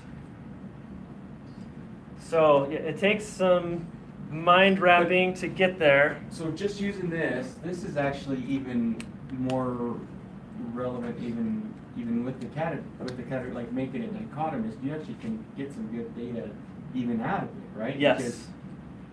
Because I think my mind's not working right, but I think I understand. Yeah. Because if you say that you have like those 2 students from Utah, and they have 2.5 years of data, or 2.5 years of school, compared to your 2, and that should hold constant with your, I don't know what I'm saying, never mind. I think I know what I'm saying. But yeah, the key takeaway is, if we have 3 categories we're trying to represent, we need to include 2 dummy variables that have that information. If we had 5 categories, we would want 4 dummy variables. And whatever group is left out, that's called the reference group. The constant gives the mean for that reference group, or the left out group. I'm just curious, does it matter who the reference group is? Nope. It'll just change the value of the constant, right? Because remember when we had in our male-female example, we did it first where the males were 0 and the constant was 2. But when we changed the females to be 0, it changed the constant, and then the coefficients change in relation to that. I'm just asking, like, in terms of doing, like, research, let's say we're doing research here in Utah, so most of our samples is from Utah, so would it make sense to make Utah be the reference group? It could be, and sometimes it depends. Sometimes you run the regression one way, and you realize it doesn't make as much sense. So for example, if you had 5 groups, it can often be the easiest to interpret when you have the reference be the group that's either the highest or the lowest on the outcome. Because if it's the lowest, then all other groups are have positive coefficients in comparison to that group. If you choose a group in the middle as your reference, you'll see that some coefficients are positive, some are negative, because some of the groups are higher, some of the groups are lower. It doesn't matter that much, because you get all the same information either way, but it just can make it easier. How do you show that in your table? Do you actually have a reference group labeled, or? You can, yeah, you can. You can say that the coefficients represent the group differences as compared to the blank reference group, or to males who are the reference group. So more importantly, how does SPSS do this for us? Great, yeah, so that's a good question. So first, let's also just look at this visually, what this means. So if we were looking at, wanted to see differences between men and women, and we just looked at the average of all the data, that would be this black line here, where the intercept is roughly at 2 here, okay? But if we were to include a dummy variable that had, was representing men and women, then basically the coefficient, let's say if men were 0 and women were 1, then the coefficient for women would represent the difference between men and women here. It's basically saying that there's a difference in intercepts between those 2 groups, but at this moment we're treating that the slopes are the same. We're saying the relationship on the other variables are the same, but there's just a difference by gender. So why would we have to do a dummy variable on gender when there's only 2?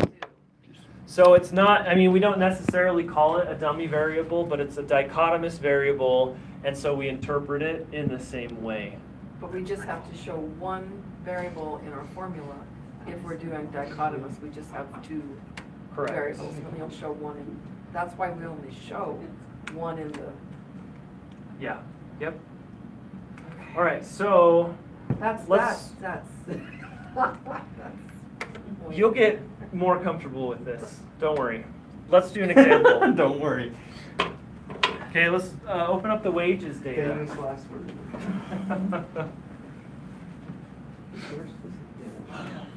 My copy of my homework. Yeah, I keep copies of my homework in my, that's actually a really good thing to do until you're very close, by the way, just in case. That what? Keep paper copies of homework. Oh, yeah.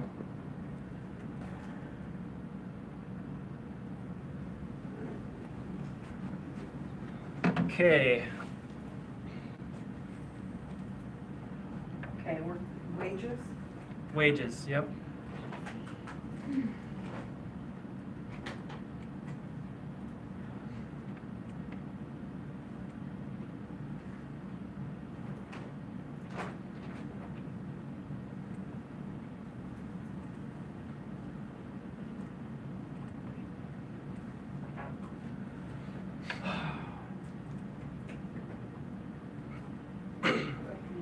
All right.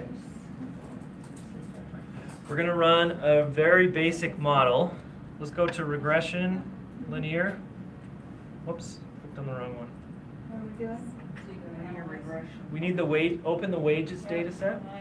Regression, linear. We're going to be using as our dependent variable wage and sex as the single independent variable. Is this linear? You just said linear? Yes. Okay. And hit OK. So only one variable in the model, and that's sex. Dependent is wage, sorry, no, and independent is sex. But would this just be a simple linear if we're only doing two? Yep, Okay, so we're doing a simple linear right now. correct. Okay. And then, okay, that's all we put in there? That's all we're putting in there.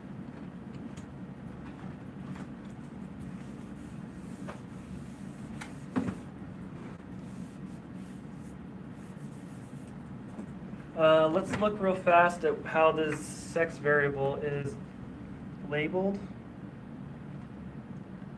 So males are 0, females are 1.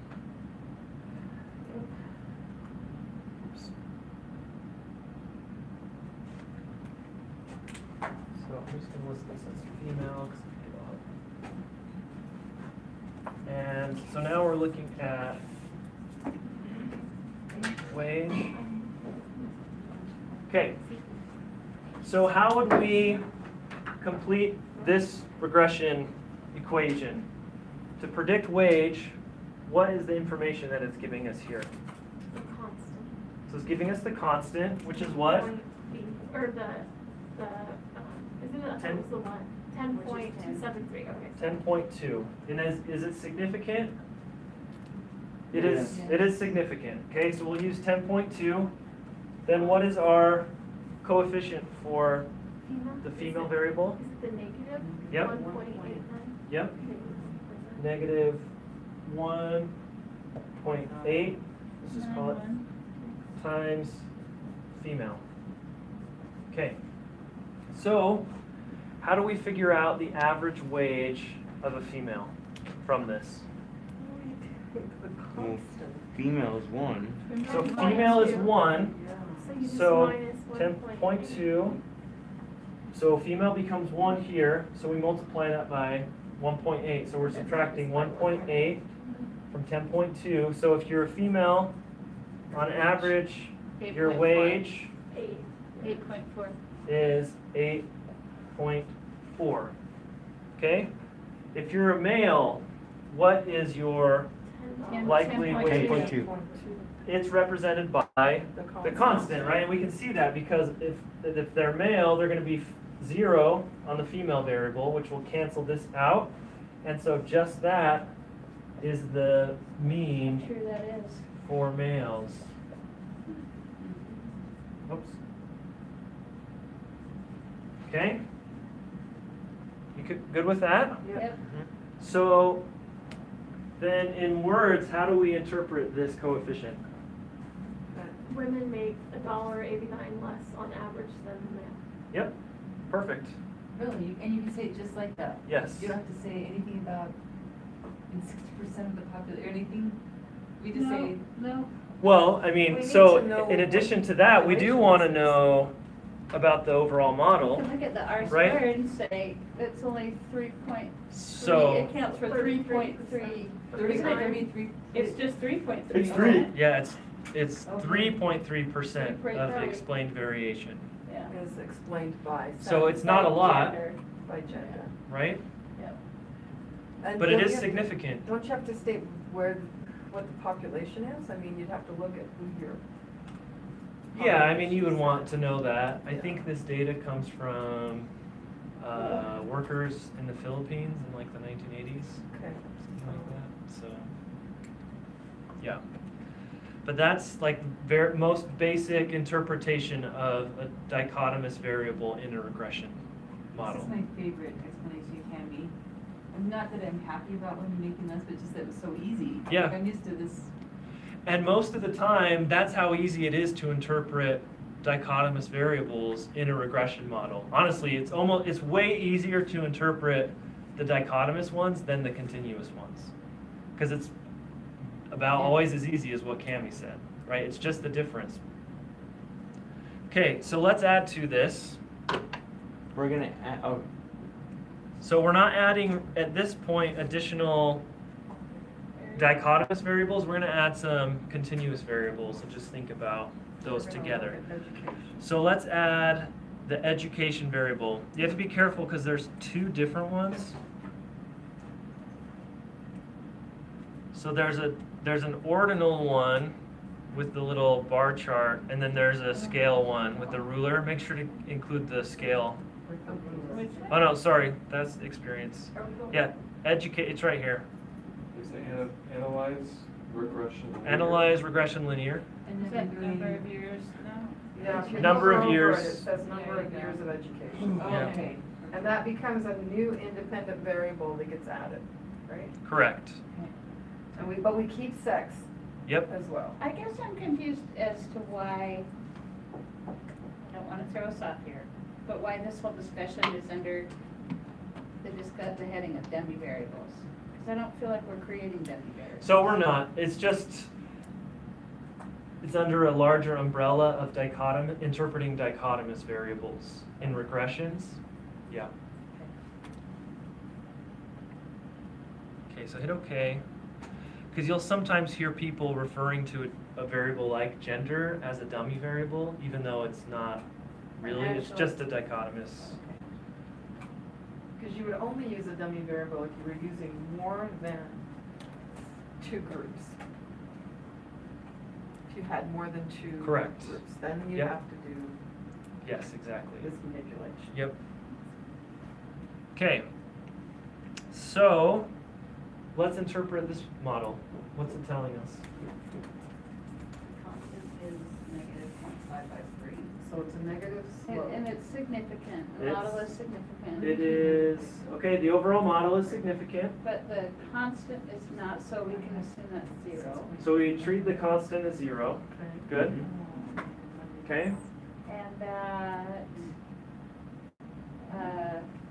the wage, sex affects wage, depending what your gender is. 40 years of education Affect the wage. 78 cents or 78 cents more each time it comes. And so I don't know what, how Standard education is deviation. measured. So it's years of Every standard education. deviation. So for every, If a standard deviation is not 78 cents. or would you say So the this years? would be for the standard deviation.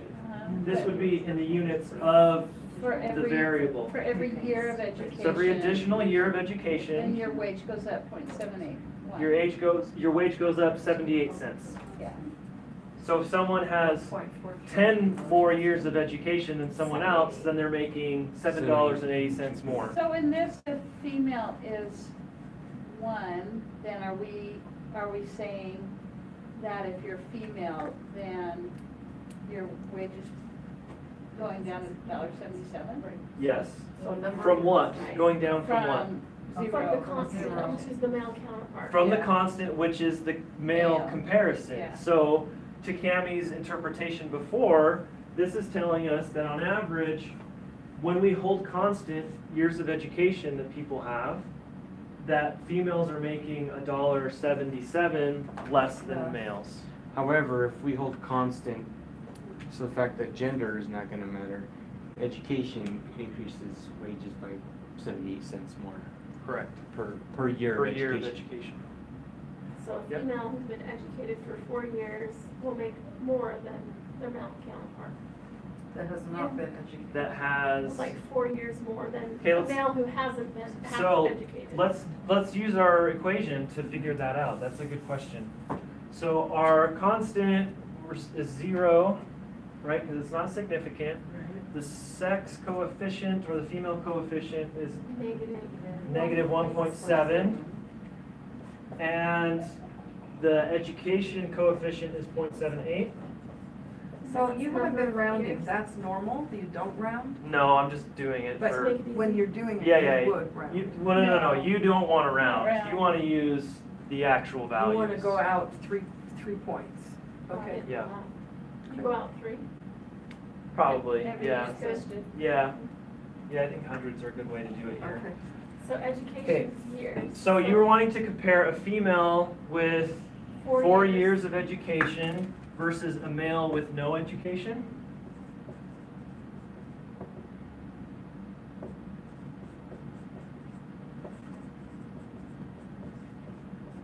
Okay, let's do that. So first the female with, should add coefficients in here. Did I do it there? Negative Yeah. 1. So, oh, Okay, so female would be what here? 1. 1, so they get negative 1.7 plus Plus 0.78 times times 4. 4, which is what? The 2.9. 312. 3.12, So what's 312 minus 1.7? 1.42.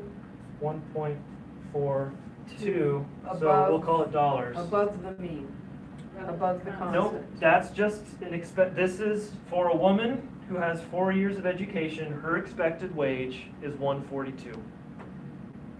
That's exactly what we're saying right now.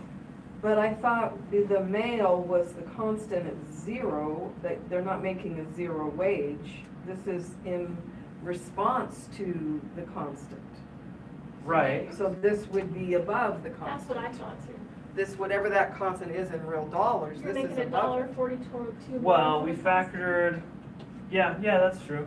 So if the constant is equal to $10 an hour, then the woman with 4 years We'll be making is 11. making $11.42. That's what I wanted. So, That's what I did, right? so the male with 0 is what you're saying, right? Is that So this 0 here and 0 is here. constant, but Yeah, that yeah, doesn't you're tell right. you what that wage is. What that mean of male wage. Because we So don't it tells have you this the dollar average amounts. male with, so the 'Cause important we thing didn't with the add constant, Because we didn't add the constant in that one.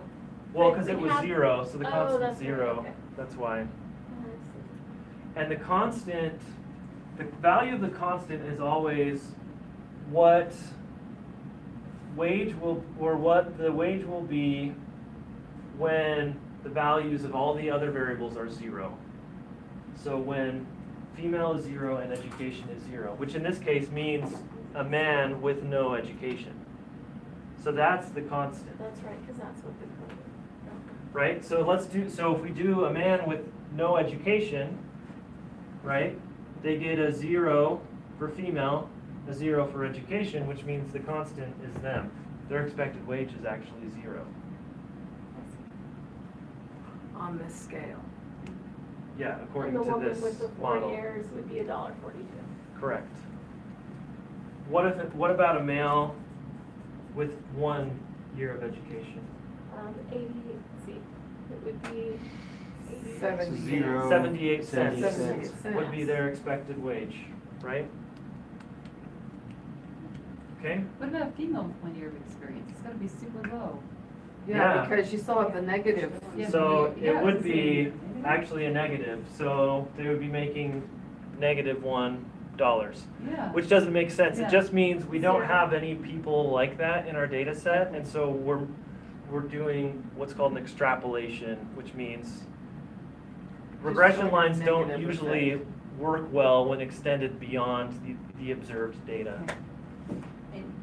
And when you apply it, so say comparing, say a man's salary with 2 years' experience that makes $1,000, we can predict that a woman will make this much. I mean, do you do that or? You can. Usually you just stick with the coefficients and just interpret those. You know, I would look at this and say, the big takeaways are that the model, the whole model, does explain significant variance in the outcome from the p-value here and the r-squared, 22%. That sex does matter, that on average holding years of education constant, that females make $1.77 less than men, and that education is really important to how much you make. That for every additional year of education you have, you're making 78 cents more. but you're also gonna see that men have the advantage in that way that women would have to work X number of years in addition to, just to catch up. I mean, that gives you that, So- yeah. Yeah, well, not work more, but they'd have to have more I mean, more education education to catch up. So that- basically, to be on the same level, a woman needs about 2.5 years more education than a man to be at the same pay. So even though at the beginning, we had the constant as a male rank, and this is just the first one we did, the second one. And the male's constant wage is 10.27. So going back to that one. And Cammie said how we interpret that would be to say women make $1.89 less than men. Yes. But not $1.89 less than men on average? Do you have to put on average there, or? Yeah, it is on for every- average. It's looking at all the men in the data set versus all the women in the data set, what the wage difference is between them. See, this is where I'm getting hung up, is that you go to 0, even though you have data that tells you that the constant is $10 an hour. To reduce it to 0 just because it's not significant, to me seems to be minimizing data that you do have. But it's not minimizing, it's telling us that it's, well, I mean, this one is significant. What's reducing it to 0 is the fact that we included years of education. That's what changes it here. It's going to 0 because before, the only thing we were accounting for was gender. And now, accounting for education, that makes a big difference, and that changes the constant. Because here, these people have, on average, you'd have to figure out how many years of education these people have on average. And the constant that's being reported is for that average group that has a certain number of years of education. Here, the constant that's being reported is for people that have no education. So it removes anyone with education out of that. This is what you're left with. Because the constant is always telling us what is the value of y when all of the independent variables are 0. So in this case, when someone is male and when they have no education. In this question, we weren't addressing education. So the value of the constant is just the average for all the men, which means the constant is reflecting the average education levels of the men. So that's mean. That's why it changes. In the next one, when we're accounting for education, the constant is telling us when someone has no education. We have to disregard all the other data points that have more than 0 education. Yeah. That makes sense. So the constant only makes sense in connection with the other variables in the model. And oftentimes, sometimes the constant doesn't make any sense at all. Okay. And so it's really most important to interpret these. Okay? All right, I think we're at sort of our saturation point, right? I think so. I'm still confused about I wanted the dummy variables, but that's okay. We could go over it with Thursday. Do you want to do one example with the dummies real fast? Okay. The video. Yeah. The dummies are more for Multiple. showing you what is sometimes done. You don't have to use dummies for the problem set, but there are some dichotomous variables like sex in the problem We set. might be using dummies though for You might, our for your own, protocols. yeah. Don't you think I will for sure in mine? I would assume I'm going to use dummy. You would for something like ethnicity. Yeah, Yeah. so I need to understand. Did you have, 564, whatever it is? You has a huge list right now, I think. You know, the whole problem with statistics is just the vocabulary, what they call things. Uh-huh. honestly, if they name it something different, it would make so much more sense. Yeah, I can see that. Regression being the one. It's just all, Well, and just a all the dummy words that variable. they use. It's Yeah. just I mean, if they called it a binary, or, you know. Dichotomous makes sense. Yep. They could just call it a All right, binary. so that's all we've got. Hopefully most of you guys can come Thursday. If not, try to work through the problem set. Let me know questions. Thank you, Donnie. Thank you, You were Donnie. Yeah. patient. Very patient with us. Does anyone know? Liz isn't here. She knows Steve Smith. Oh, Jody, you know Steve. Steve's my uncle. And he always tells this story of I'm trying to remember if it was it was either like a chemistry or like a calculus class when he was an undergraduate student at BYU, and he had this professor who was just terrible at explaining things and really condescending to the students. And so he would explain a concept. High school AP biology teacher? Probably. So he would explain a concept, and then a student, would raise a hand and ask, "Oh, I don't understand, how is this working?" And he would get really exasperated and say, "It's really very simple," and just explain it in the same way that he had the first time. And he just talks about how frustrating it was. Do it again? That, anytime they asked a question, they just felt like idiots, and then, it never Say it the helped same way. anyway, so. You are definitely not one of those people. Well, I try to keep that in mind. That's a good story to It's a remember. good reminder. Seems so clear. Like as a teacher, sometimes it's I read the Outsiders how many times and taught it, how many times in a year, because I have 5 classes, but of course I remember everything, totally. It's yeah, this is their first time. It's so easy to do that, and then I would forget which class I taught, because I was teaching 9 different sections. Thank you, Donnie. Yeah. We'll see you. English, See you later. 9 through full Thank you, service. everybody. And I was Connections? Yeah, that's a lot. And I was the only English